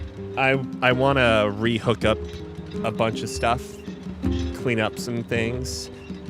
I think I've talked about this before, but I'm like streaming off of like a shitty little Mac Mini as like the quote-unquote streaming computer, and I have my old PC that's like, you know, that we were stumbling through some more recent games like Starfield on. But it occurred to me that I've been wanting to kind of like figure out single-purpose stuff for some of these things. Whenever I'm working on audio, I have to like unhook and rehook up a bunch of different things just because the Mac Mini doesn't have a lot of I/O, like physical I/O. And part of me realized, like, I don't know why I'm not just using the old gaming PC, like, because yeah, sure, whatever, it's got a 1070 in it, but like that's gonna be more than enough to handle just encoding. So I'm gonna figure out a good way to get these all of these computers set up at one desk. So, all right, thanks for watching. Have a good one. Maybe I'll see you tonight, but more likely it's gonna be tomorrow. Adios.